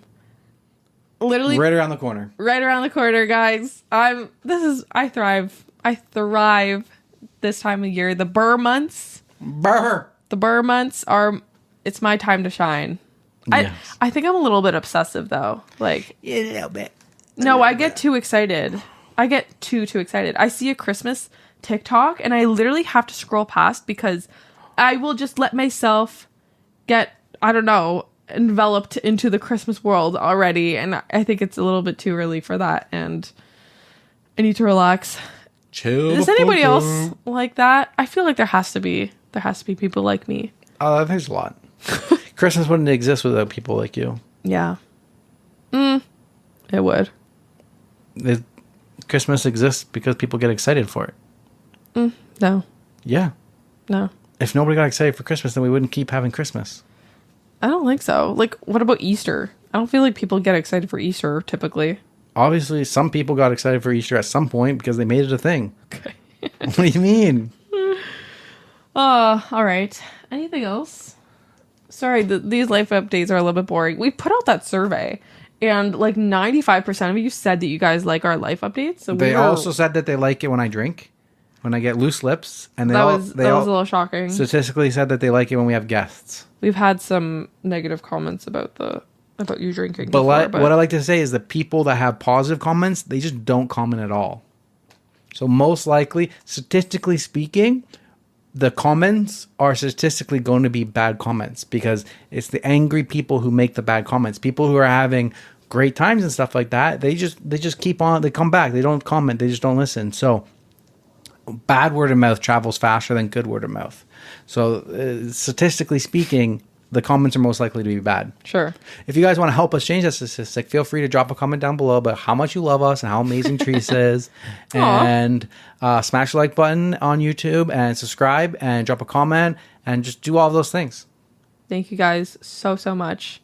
We can't thank you enough. Thank you. Yes. Done rambling. Okay. Thanks. Bye. Bye.